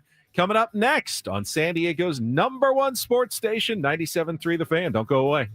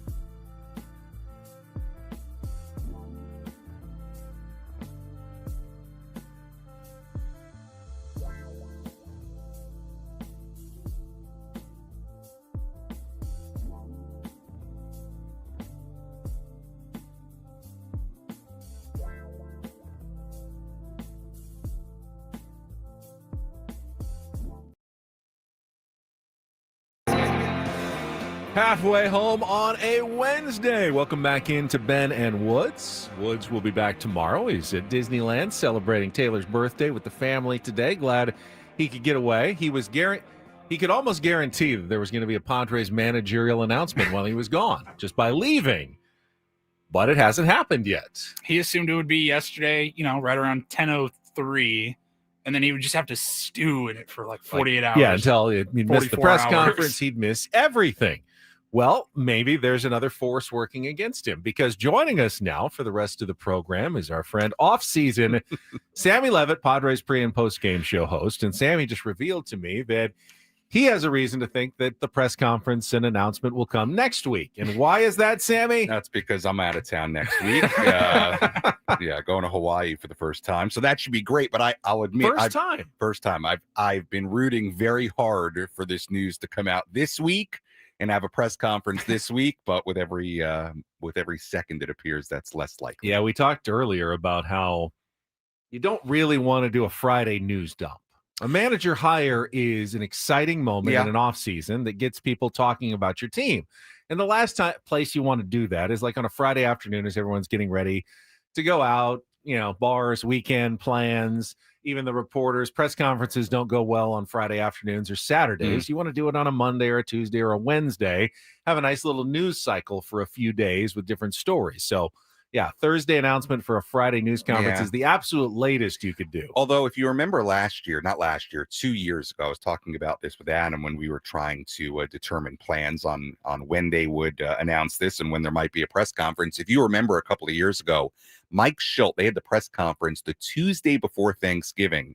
And I remember at the time thinking, man, like on the Monday, and I don't think it had been announced yet, like, man, is this going to happen after Thanksgiving? Because at this point, you're getting down to the wire of you can't really do a press conference Wednesday. It feels like Tuesday People are already is the leaving last town day and everything. So yeah, we're not quite there yet. But I'll tell you what, and we were talking about it during the break just now, the Don Mattingly story is interesting. That definitely makes you raise your eyebrows, because it would appear kind of unusual that a guy like that would voluntarily leave what I would say is a premier bench coach job to take a lateral move, unless there is something cooking somewhere else. Yeah, he his contract was up, but I've got to imagine the Blue Jays would have happily, I would think, brought him back coming off the success, 2 inches away from winning a World Series. Like, let's roll it back with the same coaching staff. So the fact that he's walking away voluntarily does lead you to believe that something is cooking in the Don Mattingly universe. Is it with the Padres? Yeah. I don't really have any idea at all. But there are only 2 jobs, at least managerial jobs, that are out there right now, and that's Padres and the Colorado Rockies. Yeah, and look, I know people like to get on the Rockies, and rightfully so, but it is one of 30 major league jobs. They are going to have a new president of baseball operations, general manager. I know there's been a lot of stuff going on there about them interviewing people, and then everybody's out, and then they're talking to Adam Ottavino about it, who's never had a front office job. I thought he was still playing. Yeah, but he's never had a front office job in his life. So I know it's easy to. You told me he like started 38 games for the Rockies this year. I would have said, Adam Ottavino. Yeah, he's still there, right? What? You can make fun of the Rockies, but it is a managerial job. And I will make fun of the Rockies. Yeah, of course. But we'll see. I mean, look, it has been, I think, to me, interesting that there has not been a ton of reporting or rumblings on what is going on. We heard about that long interview with Albert Pujols. We've heard about some of the other names that have interviewed, Nick Hundley and Ruben Niebla. It sounds like are the other 2 that are really being focused on. But I find it really interesting that we haven't heard much. So it does make your antenna go up a little bit when you hear this Don Mattingly story. Padres have gotten better over the years at sealing up the leaks that come out, the informational leaks. Now, with Albert Pujols, he's a very famous person and is easily spotted by people around, and probably talks to a lot of people, and also has his own orbit, agents. He was literally on the MLB Network desk for World Series coverage. Yeah, disappeared for a day when they and then came back. I mean, you can't really hide that news about Albert Pujols. We all know Ruben Niebla pretty well, so that news that is going to kind of get out. And Nick Hundley has deep ties here in San Diego. So, but any other candidate, not a single word really about an interview or what stage of the process they're at. So they've plugged any leaks from the front office pretty well at Petco Park in the last few years. Yeah, they've done a good job. And it was kind of that way with the Mike Schultz hiring too a couple of years ago, and obviously, when Bob Melvin left and all that went down. So I'm with you. Bob Melvin threw us all for a loop. Yeah, no one absolutely. saw that one coming. No. And I have to think that there's still a mystery candidate out there, whether it be Don Mattingly or someone else. I said in the first half of the show, Sammy, they have to interview guys with managerial experience. They aren't only interviewing first-time managers to take over the Padres. They may hire a first-time manager, but there's no way they're not at least considering some guys with big league managerial experience for this job. The last two that they hired had big league managerial experience.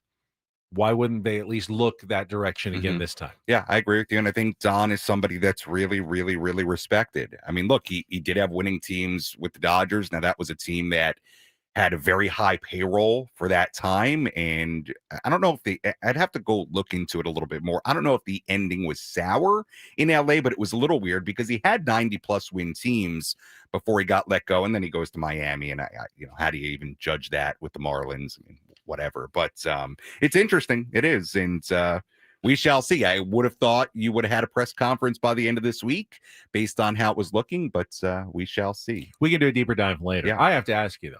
First time to Hawaii. Now, a little different going from the East Coast to Hawaii rather than the West Coast. It's an extra 5 hours of flying. When you took assuming there was at least a tropical vacation or two in your life there was, growing up, where do you go on the East Coast? We would go. So it took us a while until I think I was like late middle school to start going on the tropical vacations. We did Arizona. We did California. I don't think we came down to San Diego. We were more in Orange County, like Newport, Laguna Beach, and we did LA. And then I remember we went to Playa del Carmen in Mexico, which is near Cancun. Yeah. A couple of times. We went to Grand Cayman a couple of times. We went to Turks and Caicos a couple of times. Where else? Turks and I'm not Caicos. feeling bad for you anymore. No, they're great. Yeah, and we went on a cruise once. Yeah. So you can, you do Mexico, that side of Mexico. You can do the Caribbean. We went to the Dominican Republic 1 year. So yeah, I was very, very lucky. I got a very nice tour of Caribbean vacations over the years. Now it's very different. Now, Paul, what tropical vacations have you been on? Ooh. I have not traveled as much. I know you haven't. That's why I'm wondering if you've done tropical, Mexico, have you done Caribbean, Hawaii? I've done like Ensenada, like drive down to like Mexico Baja a little bit.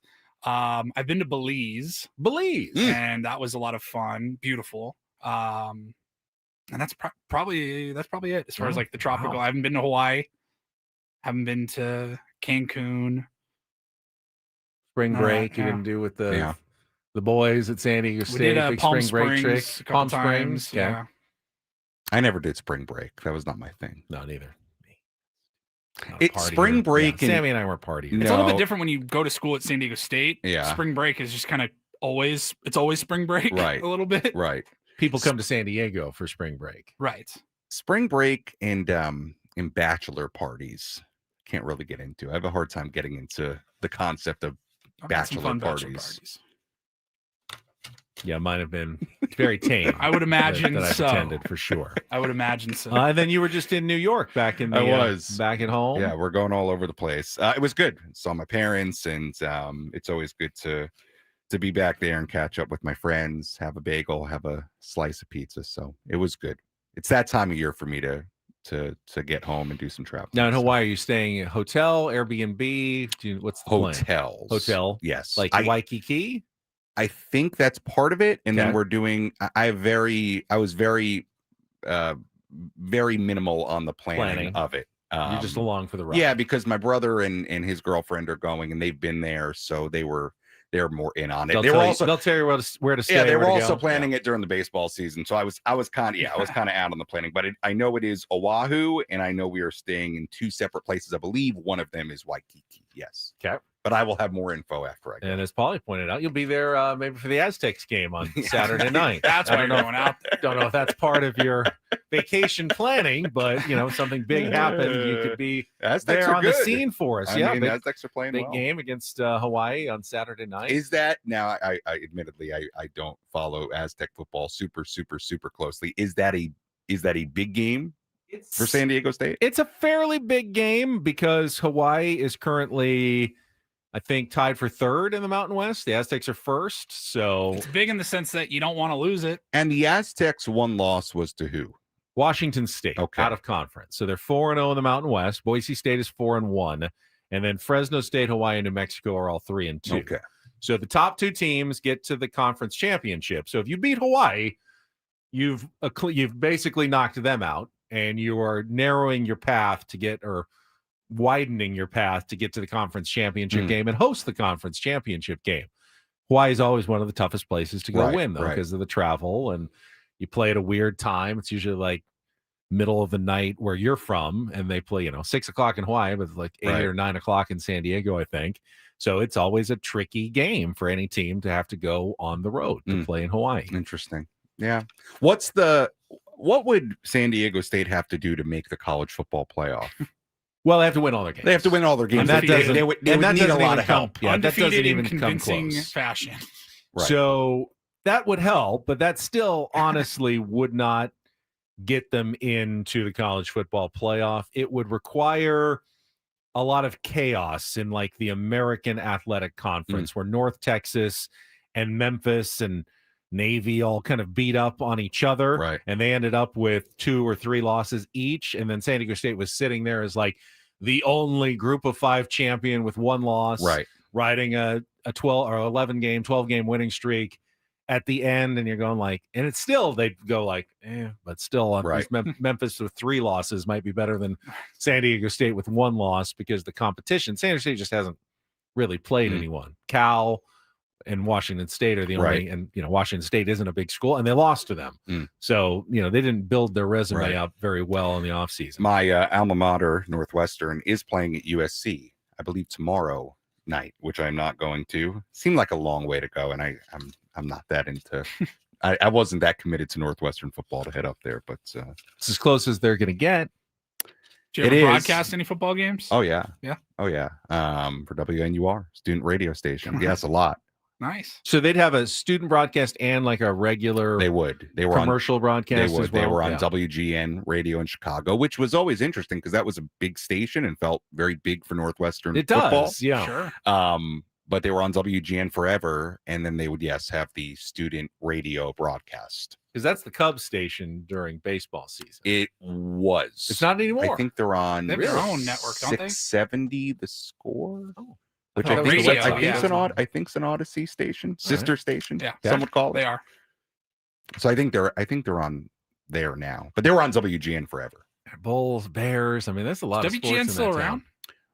Well, we're talking about WGN, the radio. Yes, there's WGN radio. Obviously, does the TV still TV around? station The still Superstation exist? TV I think station. I think it does in The Chicago. Cubs are marquee sports network now. Yeah, I think it does in Chicago. I'm almost positive there is still a WGN TV in Chicago now. I don't know if they're an affiliate of a network. Like, I don't know if they're an ABC, NBC. I don't They were think always so. an independent. It I was think one of they're the independent. It's channels like, other than the networks you could get when I was growing up. It was So that'd be like the equivalent of like TBS and KUSI WGN. here. We're like, hey, Yeah. I can watch Chicago stuff. Every or kid watched Atlanta a lot stuff. of Cubs games. Right. Because everybody had WGN. I'm almost positive it's still a pretty major TV channel. I think in Chicago. so. I think it's still a player. Yeah, but All right. independent. We've got Sammy in studio. Before we get to, and we'll get his thoughts on our Padres smorgasbord contract projections coming up as well. Before that, though, it's Thursday, Throwback Thursday, which means we're going to play a game of real or fake. Chance to qualify for a trip to Las Vegas to see Sammy Hagar. If you'd like to be our contestant, you can call in now, 833-288-0973. 833-288-0973. Game of real or fake coming up next year on Ben and Woods on San Diego's #1 sports station, 97.3 The Fan. First, let me ask Sammy, do you have a will, Sammy? You have one yet? No, Will or trust? I do not. I will excuse you. You're still a very young man. Yes. Unattached, but Don't let it go too long. You can't let it go too long. Before you go to trustandwill.com. Never too early. It's never to get too working early. on It it. can be too late, but it's never too early to get your affairs in order. Because once you do, you've got the peace of mind that you don't really have to think about it anymore. And Trust and Will makes it so simple. It's an online process. Takes less than an hour, essentially. You just answer some online questions. You can get a will, or you can even get a trust, which can help keep your family out of probate court after you're gone. The probate court is bad. It's long, it's expensive for your family. They might not have access to your assets, like your property, your 401k, for months and months and months while these things are decided in an impersonal courtroom setting. But if you have a trust, they can have access right away. Everything's already taken care of for them before you're even gone, which is what Trust and Will does. So go to trustandwill.com, answer all the questions, and then use the code radio20 at checkout. You're going to get 20% off your will or your trust simply by using that code at checkout. They'll mail it to you. Then you put it into a filing cabinet, a safe somewhere. Let your family know. Have that peace of mind that you've gotten it done, and you don't need to worry about it anymore by going to trustandwill.com. Use code radio20 at checkout at trustandwill.com.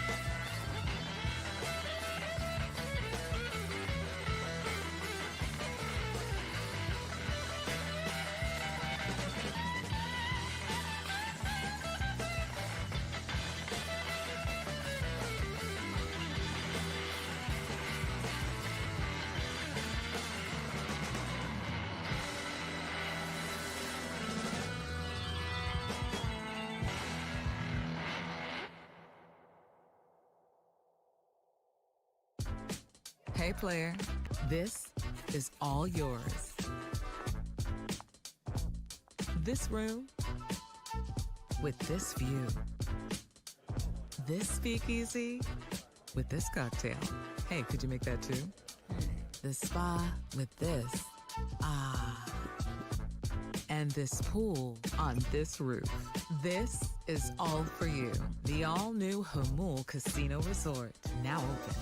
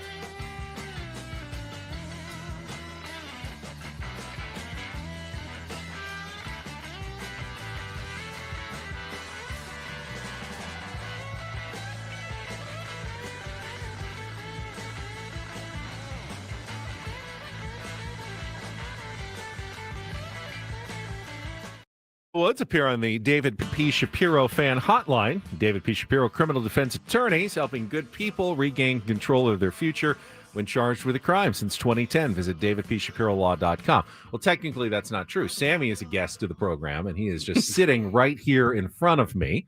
It's good to have you in, Sam.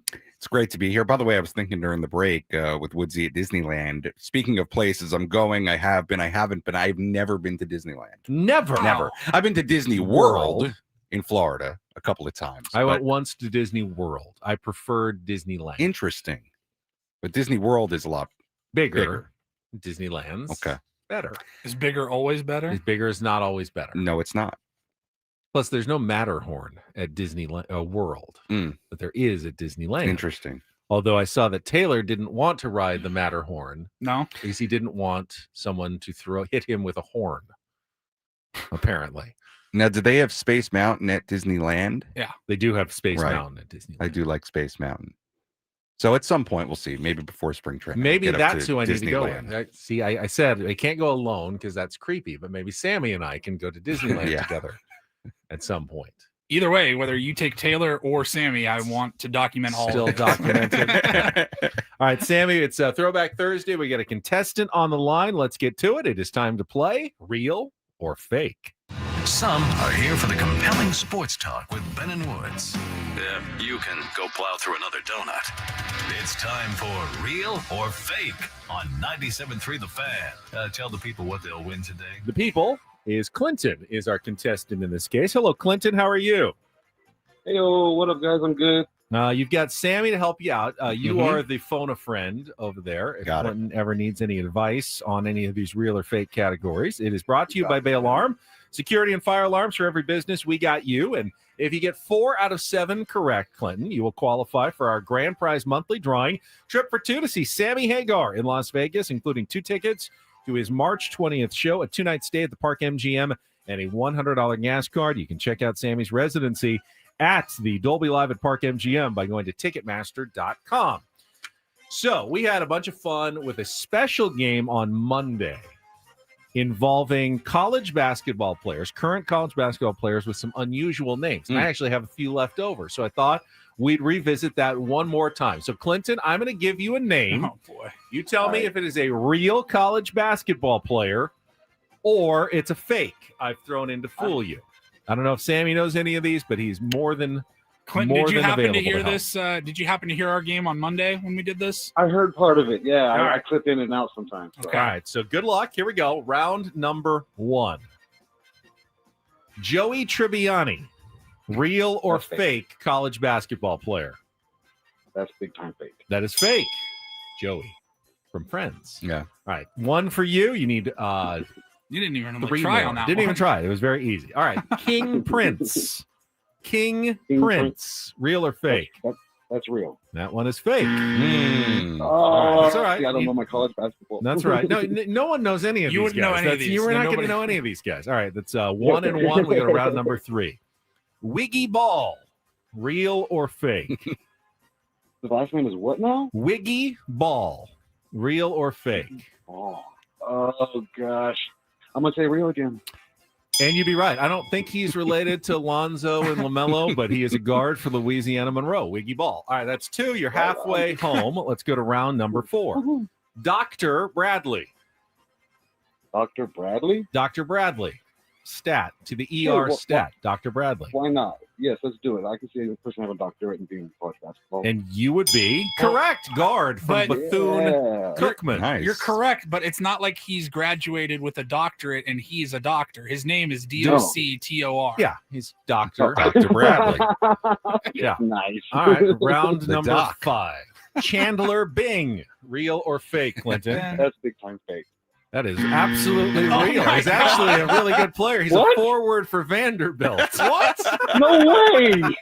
Somebody named a kid after Chandler Bing. I know. So Joey I Tribbiani threw in fake. Joey Tribbiani to make the Chandler Bing thing work a little bit That's later. a good job on That's that. called one. Ben, At that's least it's called not the Ben TV playing the guy thing. long Son of a con on bitch. real or fake. But don't worry, you're Oh still my just gosh. 1 away from the win here.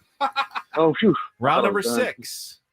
Oscar Myers, real or fake? Oh gosh. You know, after the last one, I'm scared. All right, let's do real. No, that one's fake. Oh gosh, I'm so bad at this. All right, so it's 3-3. So it's coming down to the last one here. You We never lost know what one. parents and they're naming their kids. I know it's tough. That's why it's real or fake. All right, final love one, it. I love round it. number 7 for the win. Okay. Pepsi Richardson, real or Oh, fake? gosh. You haven't asked You Sammy gotta- yet. I don't know. He doesn't You look know what? that Let's ask Sam. confident I'm over gonna go there. with you, Sandy. We're gonna win this together. If we don't. Pepsi Pepsi Richardson. Richardson. I mean, Poker face here. Woods can sometimes read me. I don't know if Sammy can. I say real. Somebody's got to He like says Pepsi that real. much. Clinton, it's up to you. Pepsi Richardson. Pepsi Richardson, real or fake? You don't have to go with Sammy. Well, the way you guys are saying it right now, I'm gonna say fake. Oh, did I talk you Interesting. out of it? Yeah. Very smart, because that's fake. Oh my Clinton, god. congratulations. You have That's why you Wow, don't listen to won me. today's right now. game of real or fake. Hang on the line. Paulie will get your information, put you into the drawing for Sammy Hagar and Las Vegas. Congratulations. Chandler Bing. Chandler Bing. He's actually a pretty good player, Yeah. I believe, for Vanderbilt. Speaking of Chandler Bing, I can't stand Friends. What? Not my thing. No. Seinfeld love. You can't stand the Friends. whole. Now, everyone has the No. friend that they like and the I friend never that got they into don't it. Just like. never liked the show. No. Never got into Like Ross annoyed me the whole show. The Gellers both. Joey sucked. wasn't my favorite. Chandler was hilarious. Chandler Love and Phoebe Chandler. were my two favorites. Phoebe was pretty I like good. Phoebe.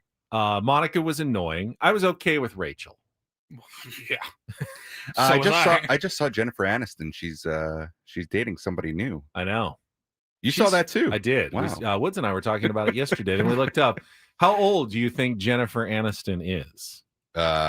58.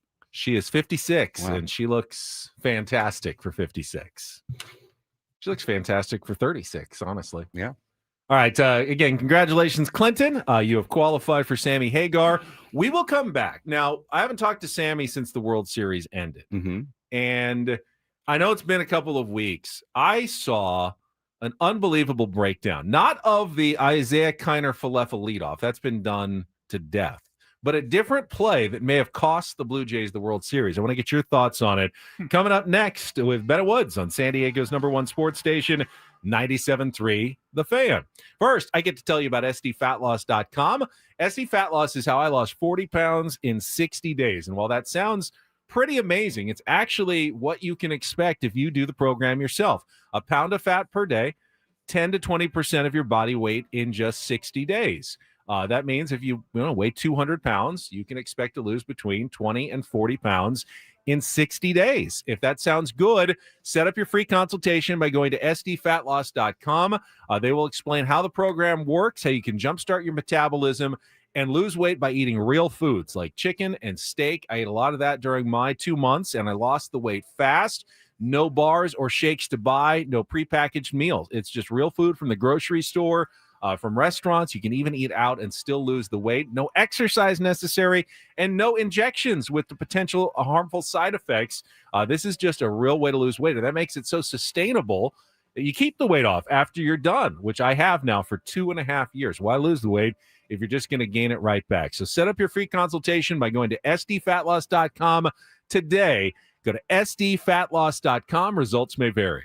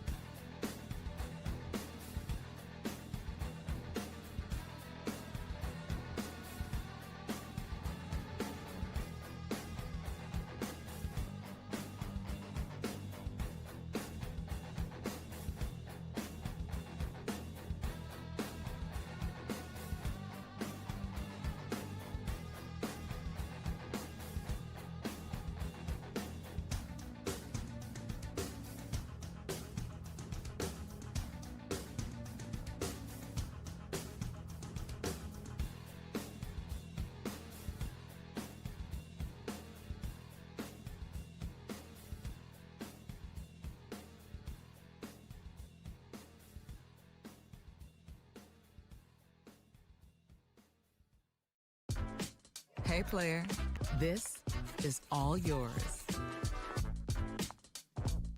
This room with this view. This speakeasy with this cocktail. Hey, could you make that too? The spa with this. Ah. And this pool on this roof. This is all for you. The all-new Hamul Casino Resort, now open.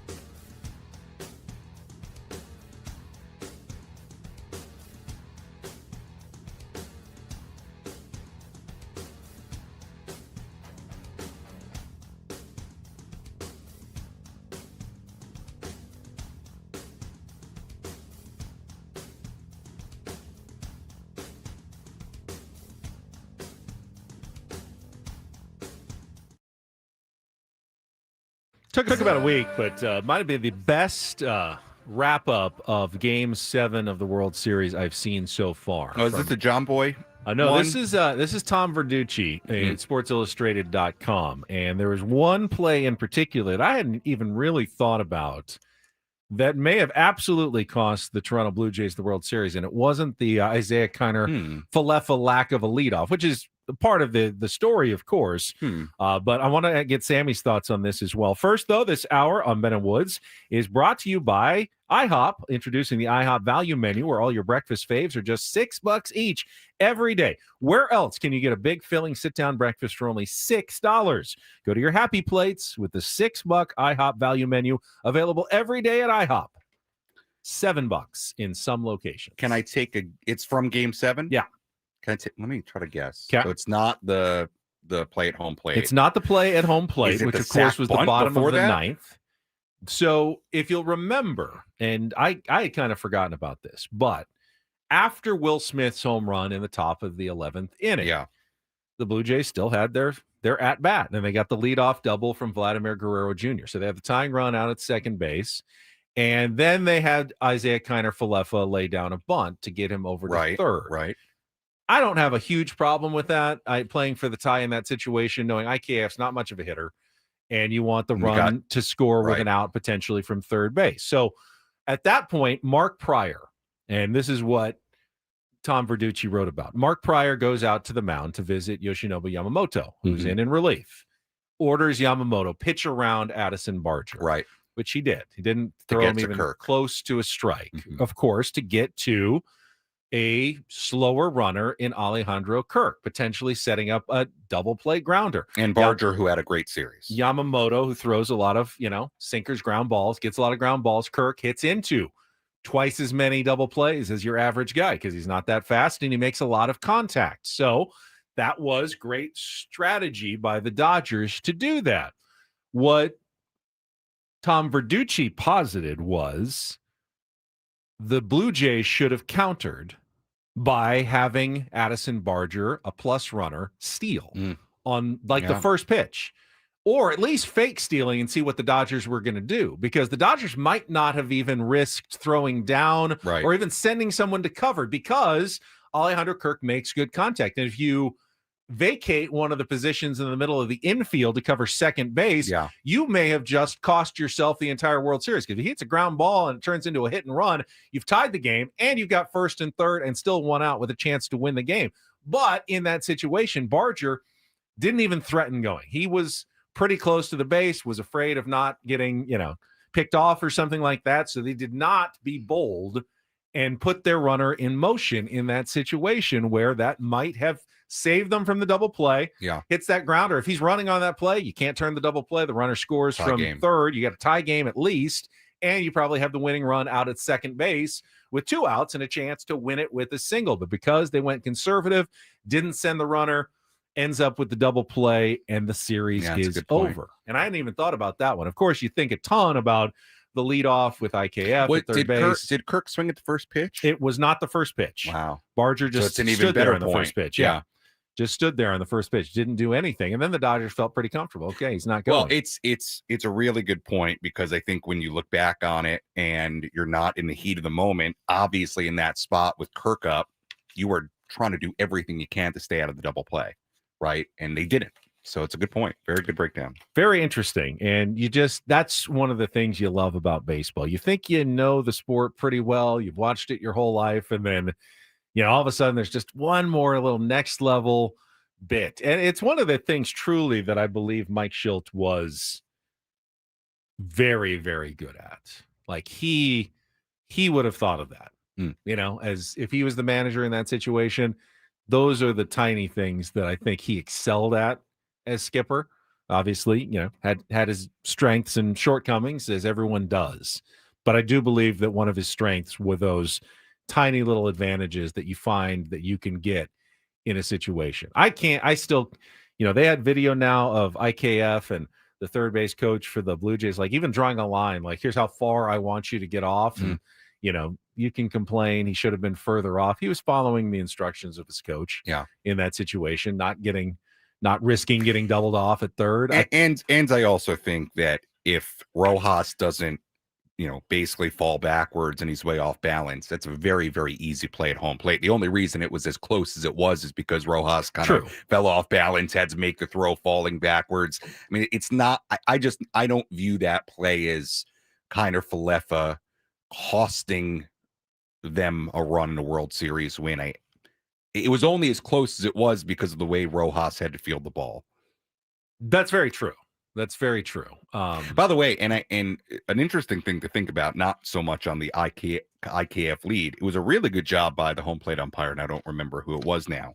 Jordan Baker was the Game 7 home plate umpire, and he did a really good job. Great job. Whole game. Imagine had he ruled safe, Blue Jays score, they win the World Series, and then you have to overturn it. Hadn't thought of it like that necessarily. It's a great call. It's one of the best calls ever. We were all thinking. I mean, even the other way, even if he's safe and he calls him out, do you want your World Series decided on a replay overturn? That would have been crazy as well. It was pretty clear that he was in fact out, but there was the moment where you knew it was going to get reviewed, because just why not? Yeah. And you're just thinking to yourself, there's no way, right? There's no way the World Series can come to an end on a review reversal. Yeah. Well, but you know what? We've all been, and when they introduced replay, and I think it's going to be the same thing with the ABS, we all sort of have waited for that major playoff moment to get decided by replay in a really weird way. And I don't know that we've quite had it, but it's probably going to happen at some point, and it almost happened in Game 7. The Vapors in our chat says should have had a bigger leadoff and ran through home as opposed to sliding. I've heard that argument made as hard in the moment to Verducci kind of addresses that and goes, is it true? Can you get there faster? Yes. Is it also something you've ever seen anyone do in the history of baseball? Yeah, it's a hard ask. You're asking someone to have just an otherworldly sense of what's going on in an absolutely pressure-packed critical situation. It's hard to ding Isaiah Kiner Falefa for sliding in that situation. The other point, I actually made a few of them, but the catch that Andy Pa has made to save the World Series there in the ninth inning was pretty incredible in that they have all the metrics of how fast, runners you go out there. And you gave Dave Roberts so much credit for putting Andy Pages out there for defensive purposes. Verducci pointed out that Tommy Edman is actually faster in terms of sprint speed than Andy Pages. So technically, he actually cost himself a little bit of speed there by putting Pages out in the outfield in that situation, and he had to sprint all out. But according to the metrics, Andy Pages ran faster than he has basically ever run in his life to track down that ball. He was like a full mile per hour faster than what his normal top speed is in the outfield in getting to that catch that was over Kike's head and had no chance to get it. If he doesn't make that catch, season over, World Series over. But he added a little adrenaline, whatever it was, and still was able to make the catch. Imagine sprinting as fast as you possibly humanly can and then making a tough catch in which you're colliding with your teammate as you're reaching up, backhanding, and intertwined with him.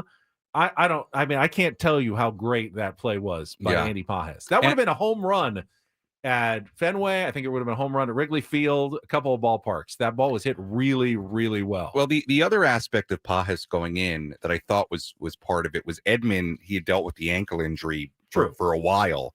So I thought that was probably part of it as well, that they wanted. I don't know that Edman was ever moving 100% following that ankle injury. So look, it worked out. What's so crazy about that finish? There were so many moments for the Blue Jays. Had it just gone an inch or two differently, they win the World Series. Whether it's the play at home, whether it's the play in left center with Pages and Kike Hernandez.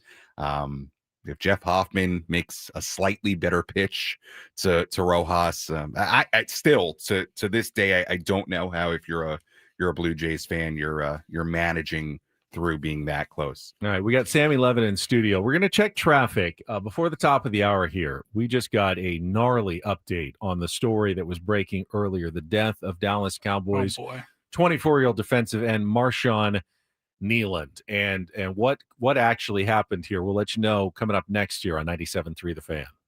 From the 855 Get Ross Traffic Center, protecting San Diego after accidents or injury, here's Kelly Danick. Traffic is brought to you by Creative Repipe, the Repipe experts. We still have a number of things going on here, guys. One of them is this crash on the coastline southbound 5 before Encinitas Boulevard. It's in the clearing stage over the right shoulder. And yes, that crash has cleared up ahead near Birmingham. Another problem in the North County, northbound 15, just before the 78. There is a collision involving a big rig. Appears to be blocking one of the right lanes. Also, southbound 15, just past Miramar Way, reports of a stalled vehicle in the HOV lane. Going to find on eastbound King Freeway, just before Federal, stalled vehicle has been pushed over the right shoulder. And in National City, northbound at 5 near Civic Center, stalled lunch truck in the right lane. Before that drip becomes a flood, call Creative Repipe for whole house repipes. Financing available, and 97.3 The Fan listeners get a 20% discount plus a lifetime warranty. Call 619-399-2880 or visit creativerepipe.com. I'm Kelly Danick with Ben & Wood, San Diego's #1 sports station, 97.3 The Fan. So this update just coming in on the tragic story of the death of Cowboys defensive end Marshawn Kneeland has taken a dark turn. According to, this is an ABC report, Marshawn Kneeland was found dead of a self-inflicted gunshot wound following a police chase last night, according to the Texas Department of Public Safety. Troopers attempted to pull over Kneeland following an alleged traffic violation on Dallas North Tollway around 10:30 p.m. Kneeland allegedly refused to stop. Troopers pursued the vehicle until losing sight of the vehicle and stopping the chase. The vehicle was later found abandoned after a crash on the Dallas Parkway. Kneeland was found dead in the immediate area with a self-inflicted gunshot wound. That is horrible. That is really, really awful. Damn. So they're trying to pull him over. He led him on a police chase. He actually got away, but then got into a crash and took his own life, apparently. This is definitely a story that we haven't heard the end of in the NFL, and just an incredible tragedy. Meanwhile, completely different topic, and I guess I should bring this up. I have no idea as to the validity or the credibility of this tweet, what- but what's it is from someone who is not a nobody. Yeah, I don't totally know about this guy, but he's like somebody in college football world, I think. His name is Matt Jones. He is the And I host think he of ran for Kentucky Sports office. Radio, Yeah. an He has a- NFL preview show on ESPN Radio. He has, Yeah, a, like he has a he's- Wikipedia page. Yeah, like Yeah. he is somebody. Has which is- 330,000 followers. Yeah. He just tweeted.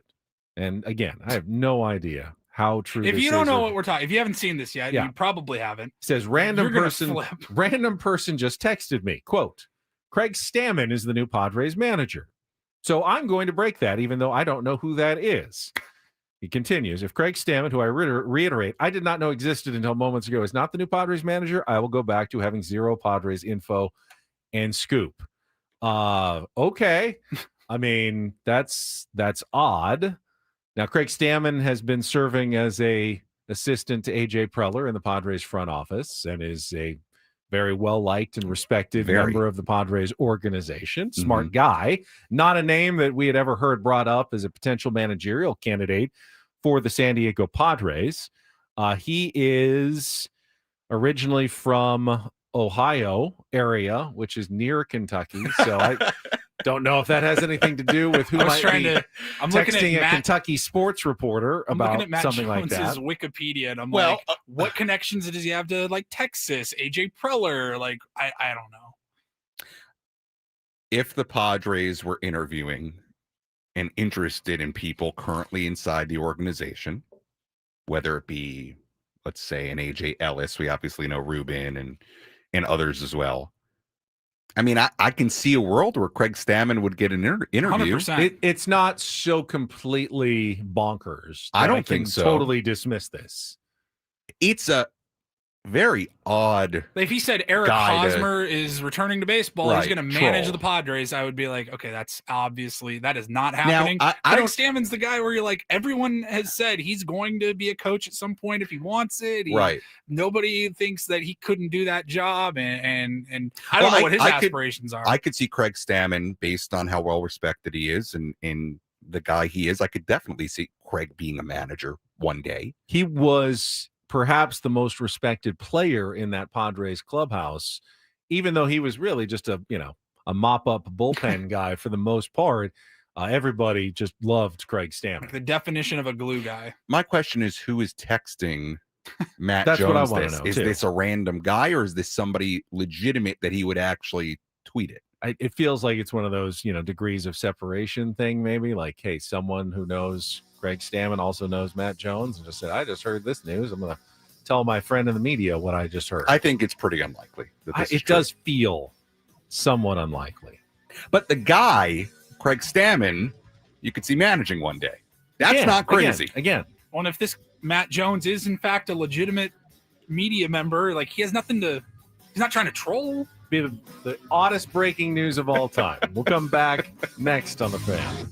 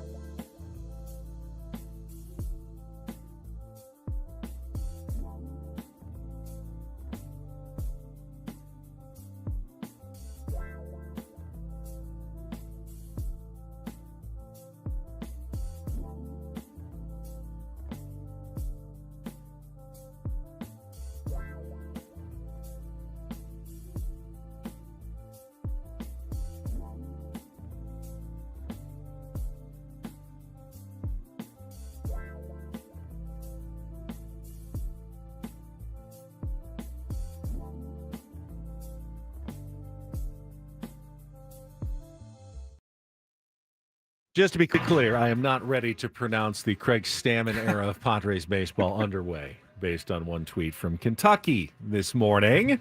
Welcome back to Ben and Woods. Sammy Levitt sitting in Stephen Woods' chair while he is gone today. Disneyland celebrating Taylor's birthday with his family. He will be back tomorrow. Just had our boss, Adam, and we actually tried to reach out to Matt Jones in Kentucky to get any clarification on his randomly bizarre report. Well, how about Adam having his number? I legitimately, everybody's number. I had not heard of this person before, but we were just told he's like the Paul Feinbaum of Kentucky. So in college football, huge name in media. And I'm like, all right, well, whatever. And then Adam's like, oh, I got his number right here. You guys want to call him? We're like, kind of. Tried. He didn't answer. Adam was going to go with the text route after, because no one answers the phone for an unknown number anymore. Yeah. But I mean, we at least reached out to see if there's any more information he can give us. He said he got a random text. Well, what do you consider a random text? I consider a text from someone you know pretty well, just randomly hitting you random up, or text could have like two a text meanings. from a number you don't really know It that could- just sent you. That's hey, random. I think if you haven't talked to them in like over a year or a couple years, But that it- would consider random. But it also could be somebody that you are relatively close to or know well, and you're just saying this information is random. That's true. It could be someone you trust. If it is very that, well. then maybe we have something here. Yes, that would have more credibility. If he's just getting a random text from like, don't know this number, but they're telling me that Craig Stamon is the new manager of the Padres, that's less credible, obviously. What do you think the likelihood in the next 58 minutes before this show ends that there is a major newsbreaker saying Craig Stamon is the 0%. manager of the Padres? In the next 58 minutes, 0%. In the next 59 hour? minutes, Yes. possible. 10:02. Interesting. I mean, if you're the Padres, I don't feel like it's something you even need to respond to. If No. it was from Jeff Passan, of course. If it was from Jeff Passan, then Craig Stamon's the new manager of the you Padres. trust it 100%. If it was from an MLB insider and you thought it was wrong, you might need to say something. If you're the Padres, like, hey, slow your roll. We have not hired a manager yet, or that's not who we're hiring. You might not want people to start rolling with it. If this is true, in a world where this is true, where I think we all agree that it's probably not. But if this was true, it would be probably the craziest Padres news break. It would be of all time. One of the craziest news breaks of all time from a random source out of nowhere, like dropping some news.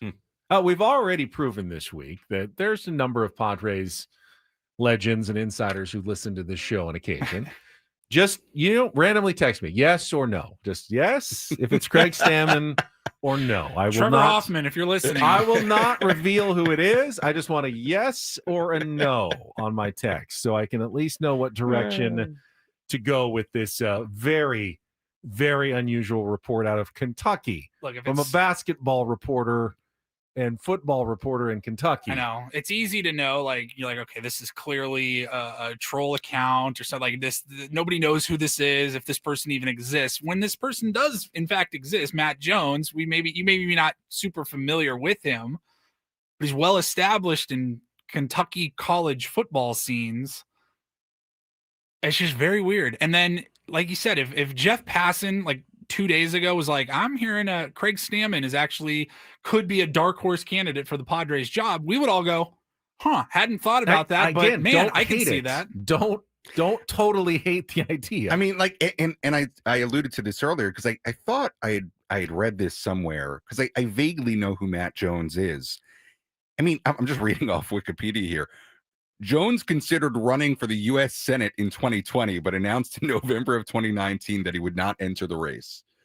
So he's like, again, this is not a nobody. This is just sort of an interesting character. But where did he get the info from? And I'm even looking up, where did he grew up? His credibility is not on the line here. That's so the he was problem. born in Lexington, Kentucky. For Where most was Craig people, if Stamon you're a born? baseball reporter, you tweet something like that, you get it wrong, you take a hit to your credibility. I don't know that anything is completely, you can't come back from nowadays. Everybody gets certain things wrong. Ken Rosenthal's gotten things wrong, obviously, before. But you just do that, and if you're not a baseball reporter, you just laugh it off and go, "Ha, someone got me. Oh well." He doesn't know the hornet's nest that he's stirring up in San Diego at this moment. Yeah, we'll see.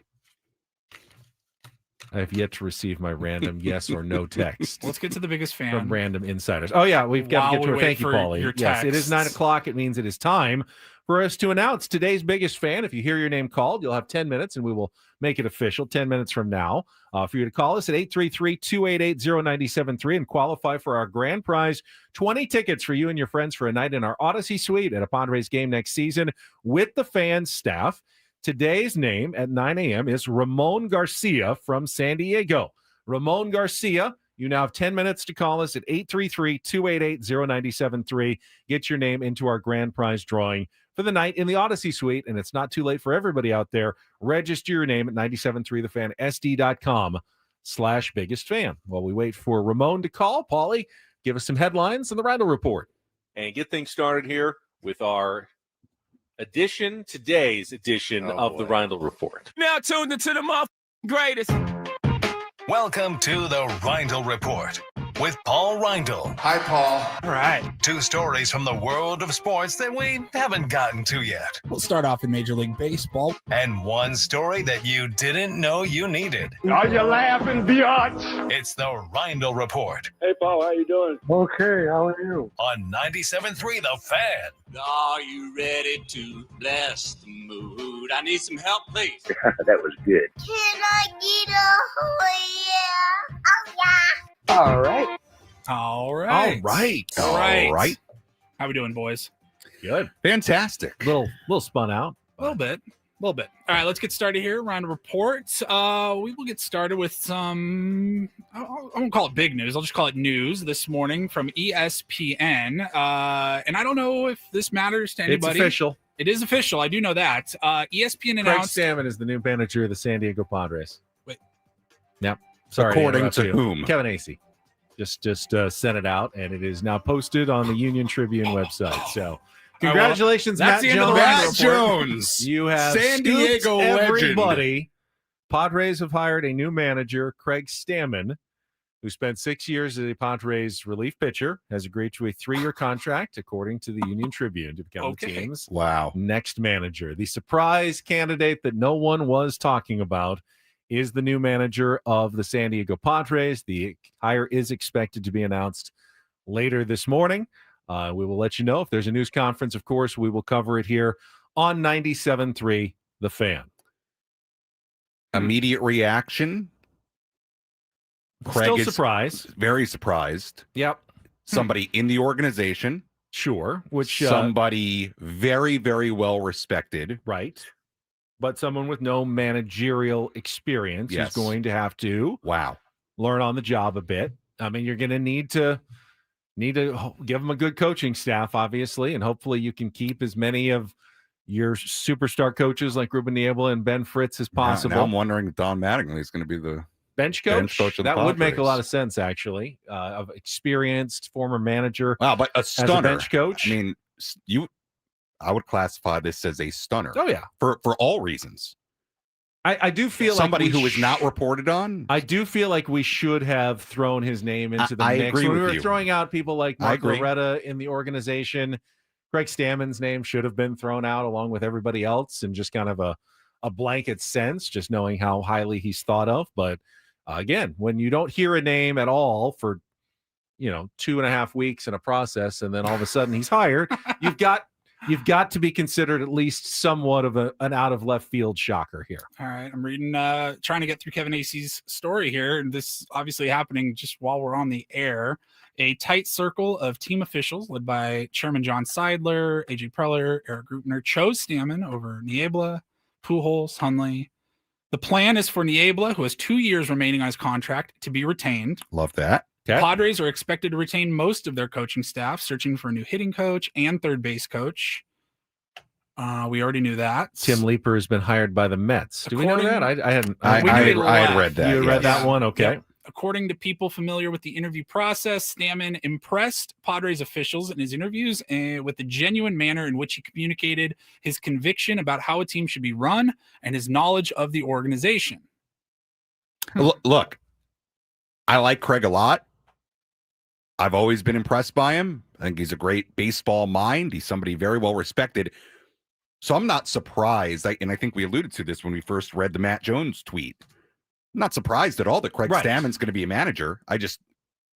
It's out of left field. It's out of nowhere. It's a stunner. It's, he was teammates with some of the players he will now be managing. Manny Machado, Jake Cronenworth, Adrian Morejon, Joe Musgrove, Fernando Tatis Jr. He was on the team with all of those guys, and Yu Darvish as well. Obviously, you won't be pitching this year, but he was teammates with all 6 of those guys during the end of his tenure with the San Diego Padres. Remember, he started the pandemic playoff decisive game 3, the bullpen game against the St. Louis Cardinals when they beat Mike Schilt's team to advance to the second round of the playoffs in 2020.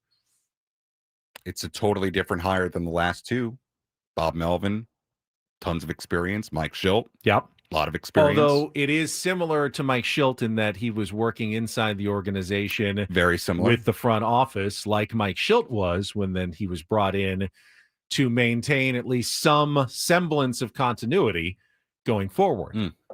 So they'll have to hire a couple of coaches, but they'll try to keep as many coaches and as much continuity as possible going forward. I promise you one thing. You if you don't know Craig Stamon, if you're a fairly newer Padres fan, you're going to like Craig Stamon. I agree.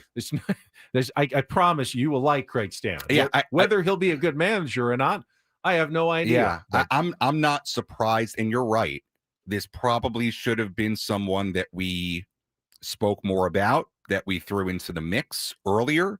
Now, in our defense, I think every show on the station's defense, it's not like anybody else was reporting on it. All the reporting that was done about Pujols and Hundley, just Matt Jones. I mean, that is the stunning part about it. But from the standpoint of Craig Stamon, the idea of him being a major league manager, I think for those of us who have dealt with Craig and know him, I don't think it's surprising in the slightest, but I do think the timing is pretty stunning. By the way, if there was ever any doubt about whether AJ Preller is still in control of this team, agreed. This ends all of it. Contract extension or not, AJ is Craig Stamon's an AJ guy. He's someone that AJ has often spoke highly of, has worked closely with AJ in the front office. Very much an AJ Preller hire here, which is not a bad thing. No. But it's not a sign that AJ is losing some of the control of the team or anything at this point. It's a sign that that AJ is still very much making the decisions. At Petco Park. I would agree with that. I would be stunned if this doesn't come along with an extension for AJ. And I think you're right, Ben. I think it speaks to this being a real AJ hire and somebody that they probably feel can work hand in hand with this front office for sure. Correct. I would assume that's a large part of it is somebody who can work hand in hand with this front office, somebody they know, who I think is probably easy to work with, who they understand him, he understands them.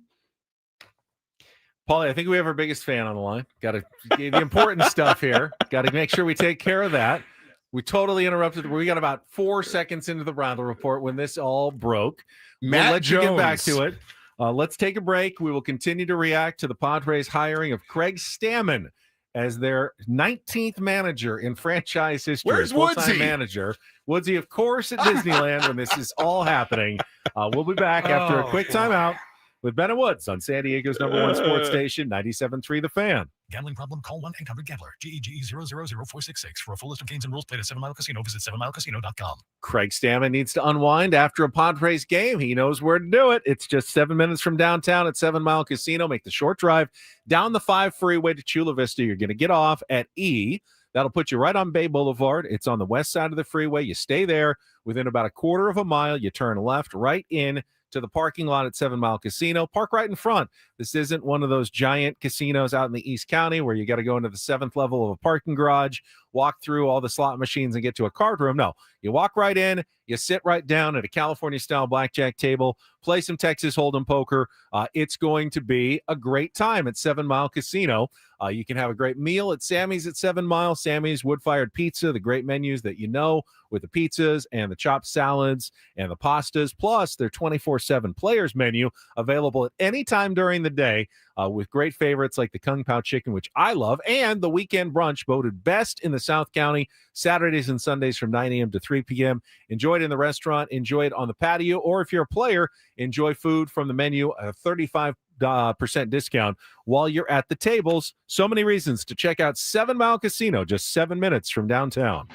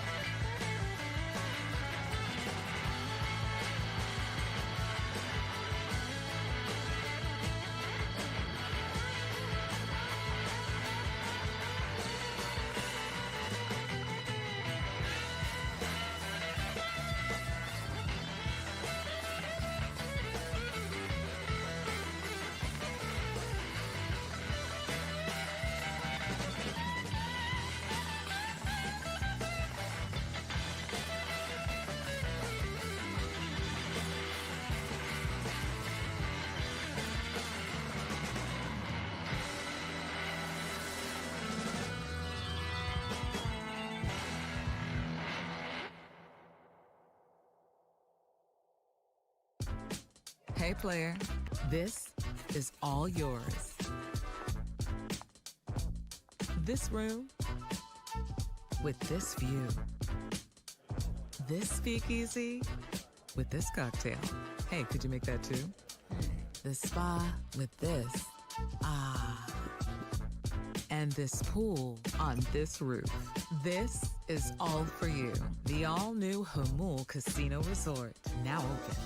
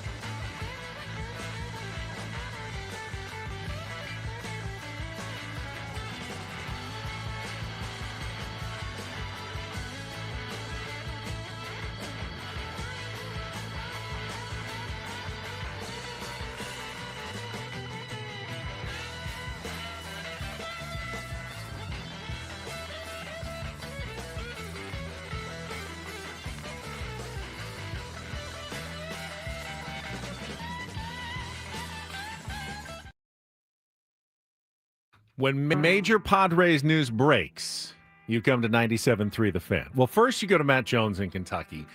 Then you come to 97.3 The Fan to get the immediate reaction. And I would like to let everybody know that A.J. Preller, Padres president of baseball operations, will join us in just over 10 minutes at the bottom of the hour to discuss what is now official, the hiring of Craig Stamon to a 3-year contract as the new manager of the San Diego Padres. Just got a release from the team. Sammy Levitt sitting in for Woodsy here. The quote from AJ, we can ask him about it in a few minutes. Craig has been a strong presence in our organization for nearly a decade. He possesses deep organizational knowledge and brings natural leadership qualities to the manager's chair. As both a player and in his post-playing career, Craig has displayed an ability to elevate those around him. His strength of character, competitive nature, and talent for bringing people together makes him the ideal choice to lead the Padres. Well, obviously it's a stunner because it's a name that came out of nowhere. It's a stunner because Matt Jones in Kentucky broke it, which we're going to have to get the backstory on for Matt Jones at some point on this I'm radio gonna ask station. AJ Preller in 10 minutes. Yeah. Do you know who Matt Jones we should. is? The more I think about it, it's not that stunning at all because I think Craig is so respected. Remember, this is somebody who decided he was done playing at spring training. I was there. I remember when he said it. It was emotional. He's somebody that commands a lot of respect from guys in that room, from his teammates, and somebody they thought highly enough of that when he stopped playing, they moved him right into a front office role, had him work with players. I think Craig was down in the minor leagues a little bit throughout the last couple of years working with players.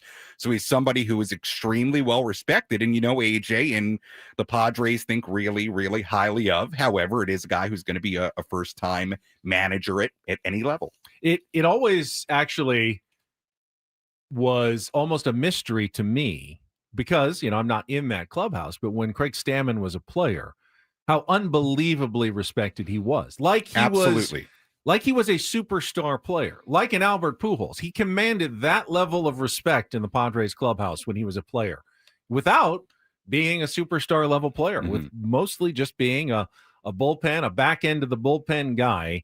He was looked at as a key member of the team, of the franchise for the really entire time he was with the San Diego Padres. Right. And he, you know, look, I did not know Craig, the player, super well, admittedly, because I think he only pitched in 2022 when I was here. Obviously, I think other people knew him better as a player when he had more of a major role with the Padres pitching staff and in that bullpen. But yeah, I agree with you.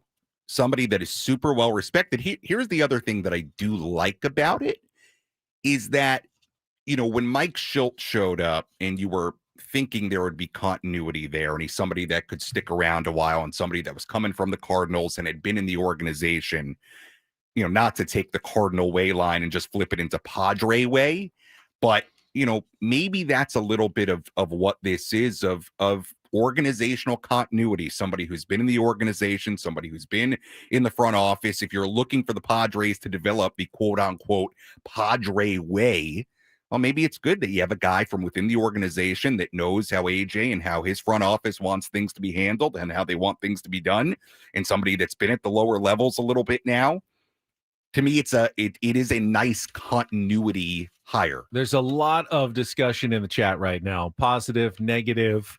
See Matthew jumping in. 97.3 on immediate damage control. Damage of what? What damage are you looking for? They were going to hire a manager. They have hired a manager. Did you? And by the way, all the names that were thrown out there were first-year managers. Absolutely. There was going to be question marks. Okay. Nick Hundley would have been first-year manager. Albert Pujols might have been the biggest question mark. Absolutely. Hiring. If he had been hired, there would have been major questions about Albert Pujols as the Padres manager. Again, the stunning part is not that it's Craig. You could have sold me on him being part of the process 100% as somebody who was already in the organization. The stunning part is that Matt Jones in Kentucky broke it out of nowhere, and within 15 minutes, it went from Matt Jones to the Padres announcing it. Yeah, just like with any manager, I will give him a clean slate and, you know, evaluate him on the job that he does from this point forward. But if you had promoted Ruben Niebla, that would have come with major questions. Pitching coaches don't generally get these jobs. He was part of the coaching staff last year that didn't get it done in the playoffs. Why go with him? Nick Hundley would have been, all right, well, what's the selling point on Nick Hundley? There was no candidate out there where you were going to go, I can't believe the Padres let him get away. They were all came with question marks. There was no slam dunk. Oh, they've got to hire this guy or this process has been a failure. In my mind. Right. Out of all the names that were out there, to me, Pujols was probably the easiest sell because he's Albert Pujols. However, it's going to come with major question marks because you have no idea. The guy's never been a manager. It's an enormous figure to be a manager. But all these guys would have come with question marks, and Craig's going to come with question marks too. And we'll ask AJ certainly about the interview process and I'm fascinated. I really am. Candidates and what he can say about that. Again, he's going to join us in just a couple of minutes. You want to let's take a timeout. Yeah. Sure. And then when we come back, we will be joined by Padres President of Baseball Operations, AJ Preller, with the very latest on his hiring of Craig Stamon as the new manager of the San Diego Padres. That's coming up next year on 97.3 The Fan.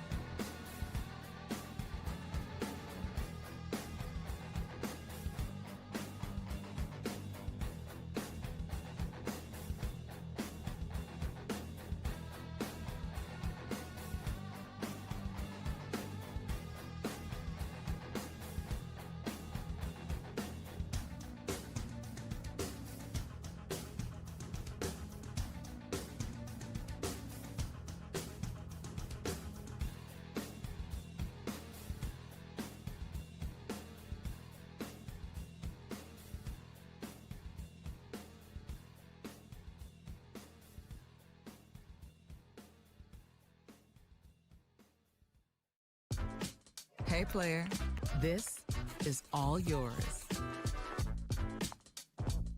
This room with this view. This speakeasy with this cocktail. Hey, could you make that too? The spa with this. Ah. And this pool on this roof. This is all for you. The all-new Hamul Casino Resort, now open.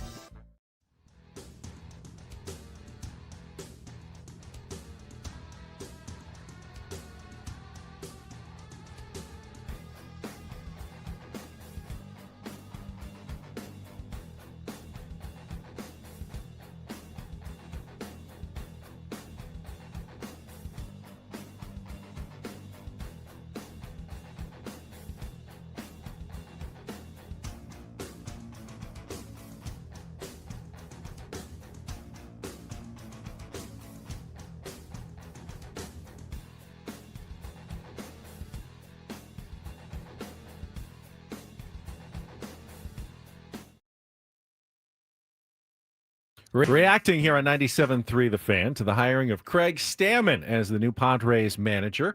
I'll give you a couple updates. First of all, the Padres will officially introduce Stamon as manager on Monday. We will carry for you a live news conference from Petco Park beginning at 10 a.m.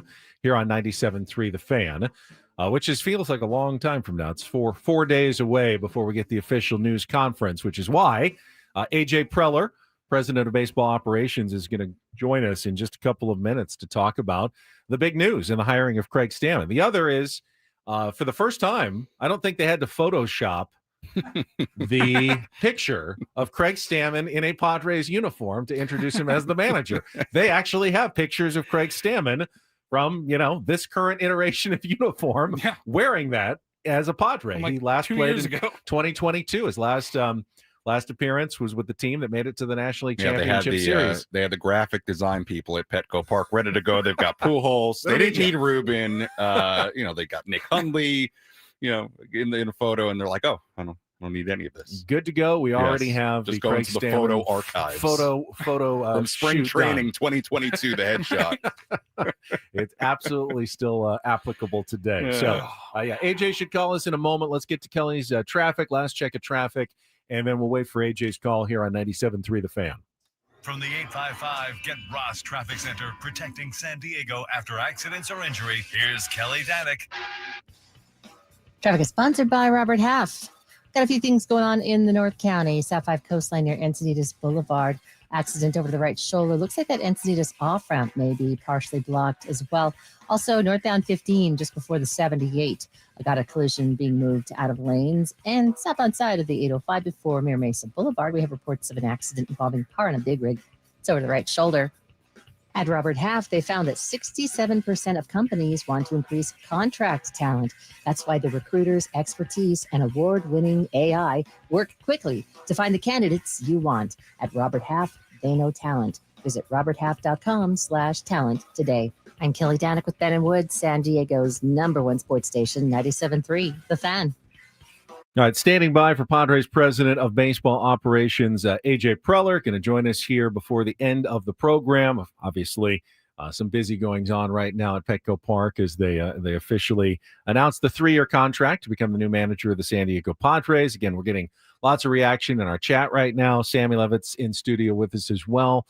Very, very mixed reaction to the news right now from Padres fans. Yeah, look, I think it's fair. I think, and we were talking about this a little bit during the break. It's not a shocking hire. The shocking part of it is the timing and the way it's come out. How it played out, yeah. How it played out is the shocking part. But if you had told me a couple of weeks ago, once Mike left, that Craig Stamon was part of the process, that he was getting an interview, that he was one of the internal candidates the Padres were considering, it wouldn't have surprised me. I don't think it would have surprised any of us, knowing who he is, the respect he has, the role he's already had in the organization. But it's a stunner the way it played out. There's no doubt about it. And, look, I think it will ultimately play out as any manager would. It'll ultimately play out in how Craig performs and how the team performs. But we shall see. He has one advantage that even Albert Pujols wouldn't have had coming into the Padres. He already has relationships and the respect of even the superstar players of the San Diego Padres. I can promise you, Manny Machado respects the heck out of Craig Stamon. Fernando Tatis Jr. respects the heck out of Craig Stamon. It's something that Andy Green and Jace Tingler didn't have walking into the door as manager of the San Diego Padres as first-time managers. Craig Stamon does have that. And I'm not just saying that. I've seen it. I've heard them all talk about it. This is not new news. Right. How Padres players felt about their former teammate. Now, of course, the flip side of that would be that you have a guy, and it's a rare scenario that he's going to walk into where he is going to be former teammates with a lot of the guys he's managing. Manny, Fernando, Jake Cronenworth, there's others that you can put in that mix as well. There are a lot of star players that he's former teammates with that he's going to be managing. That's a really rare situation. I think it's probably fair to have some concern about how you navigate that. No doubt Craig has a ton of respect in that clubhouse, but it's definitely an interesting scenario. I'll make a comparison. Stephen Vogt, also 41 years old, same age, has jumped in, has managed former teammates, and very quickly had a lot of success as manager of the Cleveland Guardians. All right, Paul's getting him online. Let's go out to our David P. Shapiro fan hotline. David P. Shapiro, criminal defense attorneys, helping good people regain control of their future when charged with a crime since 2010. Visit davidpshapirolaw.com, and we're joined right now by the president of baseball operations for the San Diego Padres, AJ Preller. AJ, first of all, thanks for doing this when Woodsy was off today at Disneyland with his kids. I'll be able to hold this over his head forever. No problem. Thank you, guys. We waited for the announcement until we knew what the schedule. No, he knows. He absolutely called knows. it. He literally called it yesterday. I will take the day off to guarantee that the Padres will name a new manager. We're a little surprised. Sammy and I were just kind of reacting to the news, but tell us about how the process resulted in Craig Stamon as being your pick for the new manager.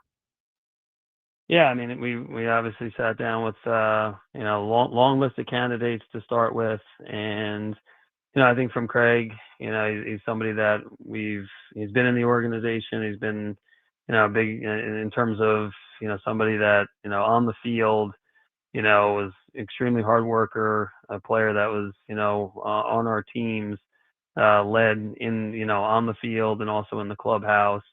The last few years has been around the organization in uniform, working with Schulte and the coaching staff and the player group, also working with others in the in the organization from the minor league standpoint, and then also with the front office. So, again, he's somebody that we have a lot of trust and faith in. He's somebody that, as a player, super prepared, and work ethic off the charts, and a guy that has a lot of respect in that clubhouse from a lot of people that work at Petco and the player group, and we're just really excited about him as a choice. AJ, the last two managers you hired, Bob Melvin and Mike Schilt, both had experience as big league skippers. Craig Stamon doesn't. The names that we heard, and I don't know if there were others in the mix, also did not have major league managerial experience. Why was that not a big factor in the hiring process for you?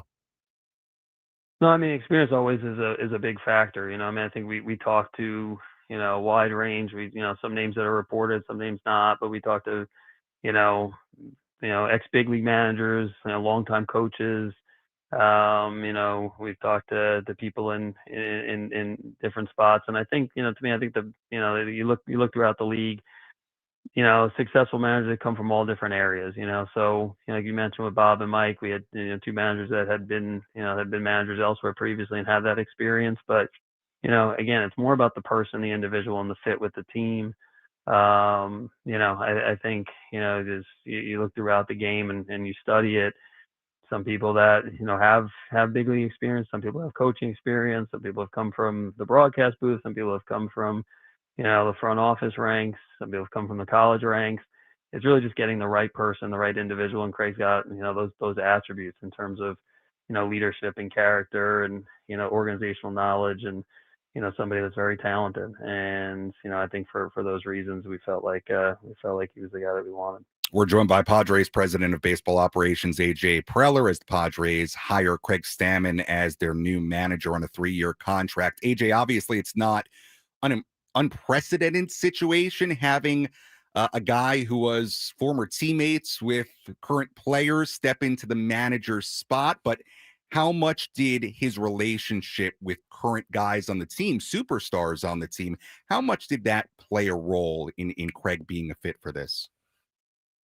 Yeah, I think it's a factor, for sure. I mean, I think, again, I think the fact that Craig knows, our players, our team, he played with, guys on the team. He's able to hit the ground running from that standpoint. And you talk about experience, his experience has been in that clubhouse. And then the last few years, around the coaching staff and, around the group as well with a different perspective. So, I think for us, I think the ability, we have a good team that we think, obviously has been in the playoffs here the last couple of years and the core of the team that should be returning. So, the fact that Craig knows those guys well, played with some of those guys, and knows the organization in and out, our staff and our players, that was a definite factor for us in the decision. AJ, what can you tell us about the coaching staff that will be around Craig Stamon, guys that are already there, or any newcomers you may be looking to add?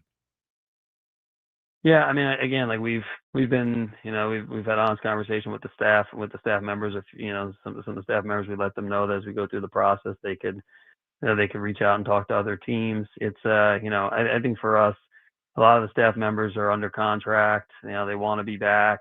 Ruben, for example, he was in this process right till the end. And he brings a ton of positive, both with the pitching staff, and what we continue to see is, he's like talking to him about the manager responsibilities. He's going to continue to add to the organization. We're going to continue talking to him and Craig will about his voice and how we make sure that's spread throughout the clubhouse. But we've got a talented coaching staff. Craig will have the ability to shape it with some other voices that he feels like will keep adding to our team and our organization. But there's a lot of members of that staff that'll be back that are under contract and are excited about coming back and working with Craig. You mentioned, other names in the process, Ruben Niebla. One that was publicized quite a bit was Albert Pujols. Can you share anything about your conversations with Albert and, anything that you got from him and maybe his prospects and what you think of him as potential future manager in Major League Baseball? Yeah, Albert was, again, like, first class. And to me, it was very impressive in the process, as you would expect. I mean, obviously talking to him, pretty easy to see, his experiences as a player, the way he was prepared and talked about what made him successful. I think for us, him getting down to that final interview and everything like that, you could see that, that's going to translate to players. He has a real want to do it. He went and managed an Escogido, on the winter ball team. So, again, these are, the conversation with him, with Albert, when we told him we were going in a different direction, he was super professional and just explaining, look, we started with, probably over 50 candidates on a piece of paper and, leading to Zoom interviews and first round interviews and then in-person interviews and, pretty detailed process overall with, staff and ownership, and to get down to that final grouping, I think from him speaks a lot about his candidacy and, he wants to do this. I'm sure he's going to do this in the big leagues for a long time, but you can only hire one manager and just let him know that, honestly. AJ, as we've touched on, Craig Stamon will be a first-time manager. As far as the coaching staff, will it be important to you to at least somewhat surround him with experience and perhaps somebody that sat in that seat before? I think that's something that we'll continue to talk about. It again. There's a lot of different ways. There's a lot of different experiences. So I think it's just good people that are, have a lot of baseball knowledge and content that that ultimately, believe in the Padres and, have the ability to get, our players, better and also that want to participate, with a really talented staff. So I'm sure there's going to be people in that grouping that have had prior coaching and managing experience. But we've got a really talented staff already. And again, I think for Craig, like letting him letting him shape that staff, that'll be important. And, I think there'll be staff members with all different kinds of backgrounds, honestly. Let me ask you, how close, if you know, was Craig Stamon with Mike Schilt, and how much do you see this as trying to continue what Mike Schilt has done, and how much do you want to see, Craig Stamon put his own stamp on the job as manager of the Padres.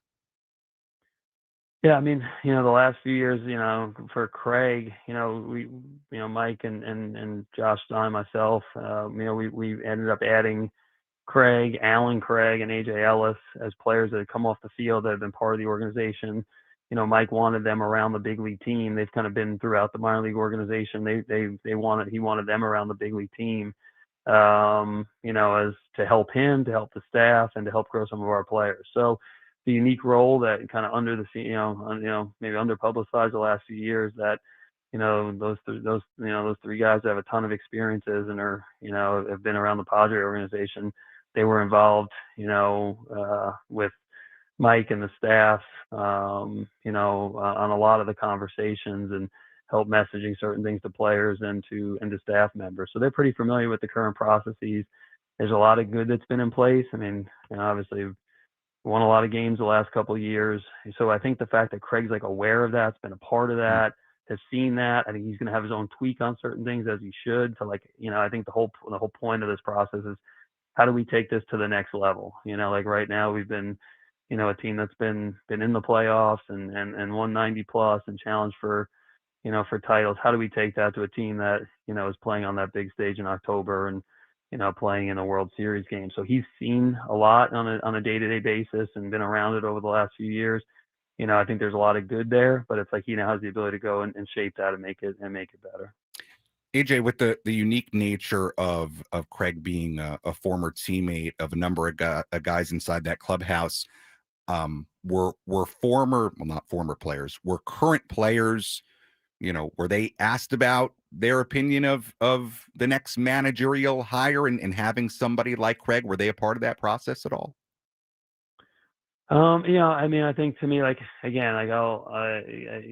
sit down, you have some different conversations about, I talk to our players, and some of the veteran guys have been around the team and, about the different attributes and get their takes on what they're looking for in a manager and what this current team they feel like we need. The specific, candidates, and who it ends up being. Ultimately, that's our choice and my choice, so it's, you take in a lot of information, and I think for myself, the conversations with a player group is about, the attributes and, then ultimately, we got to go ahead and make choices on the individuals and who that is and, and make that decision. Now that you have a manager, what's the next order of business for you in the offseason GM meetings coming up next week? Yeah, no, it's again, it'll be a lot of conversation now with Craig, putting a staff together, kind of finalizing the staff and, reaching out to the current staff members, starting that process in terms of, a review of the past season, getting with our current group about off-season player plans and what that looks like. And then, like you mentioned, the GM meeting starting next week. That's kind of the kickoff for trades, free agency, qualifying offers. So we'll start to get a better sense coming out of the GM meetings about what other teams are trying to do, what certain free agents are trying to do. We have a good team, we have a good core. We've got to kind of get into the process now, the hot stove league, and start getting ready to add to that core and put a team on the field that can get back to the playoffs and go take some more steps into October. Finally, AJ, I have to ask, Eric Grupner came on this program a couple of weeks ago and said that John Seidler was going to be instigating contract extension talks with you. Any update on that process? And you're planning to stick around for a while still? Yeah, I mean, again, I like I mentioned before, I mean, that's something obviously that, any of the contract talks, player wise, from, I always say that all the time when people ask about trades and free agency, it's not something that we like to comment on publicly. I know that's been discussed and talked about. Again, I believe a ton in this organization. I love the Padres in San Diego. It's been huge fun to be part of this thing, and I'm looking forward to doing it for a long time. And again, I think the focus so far has been on the manager hunt, and now it's going to continue to be on the off season and making this team better. And I'm looking forward to doing it for a long time. We'll see where it goes. AJ, appreciate it very much. Congratulations on the hiring of a new manager, and good luck the rest of this offseason. Thank you for joining us and our 97.3 The Fan listeners. Okay, appreciate it, guys. Thank you. AJ Thank you, Preller, AJ. president of baseball operations for the San Diego Padres, did not expect an answer to that last question other than what he said, but I thought you were going to ask him if he knew who Matt That's Jones what I was. thought was coming too. I was waiting for it. did not get that. You know, question. AJ, he likes a lot of other sports. He's a It's true, he does. yeah, He so is- it wouldn't yeah. shock me if he did. know who Guessing that Matt it Jones wasn't is. AJ who texted Matt Jones I with would that assume news not. No. this morning. So Craig Stamon, the new manager of the San Diego Padres, and got some good insight there from AJ on the process with Ruben Niebla. He said was right there at Yeah. the end as one of the last candidates. Albert Pujols obviously was very impressive and right there at the end as well. But it sounds, and tell me if you agree, Sammy, that Craig Stamon's knowledge of the organization, relationships with everybody there, and immediate credibility with the guys who are already in that clubhouse was the determining factor as to why they made him a first-time manager rather than one of the other guys a first-time manager. I agree. I think it's very much to me, you know, and I said it kind of tongue in cheek earlier, Padre way. To me, it's very much a continuity type of hire with somebody that's been in the organization, somebody that's been inside that clubhouse, somebody that clearly has relationships and respect from guys inside that clubhouse. I do think it's a unique scenario when you have a former teammate walking in. I'm a little fascinated to see how it all plays out, but you certainly have an understanding of why they feel like Craig is ready for this particular role at this particular time. And again, we will cover the introduction of Craig Stamon as the new Padres manager live here on Monday morning on 97.3 The Fan. A 10 a.m. news conference has been scheduled for Petco Park. The only person who won't be there is Sam Levin, who will be sunning himself on a beach in Hawaii. Hey, bad timing. First Woodsy will be and here, then you. though. Woodsy will be back. Yeah. We'll trade Sammy out. Braden will continue on with reaction, probably take some of your phone calls out there, Padres fans, if you want to sound off on what's going on. Braden and Frank are coming in next, but it finally happened. The big news broke, and it happened during our show, Paulie, so we can at least thank the Padres for that. Woodsy. What a stunner. We needed Woods to be gone for it to happen. For Paulie, for Sammy, I'm Ben. Have a great rest of your Thursday from all of us here at 97.3 The Fan. So long, everybody.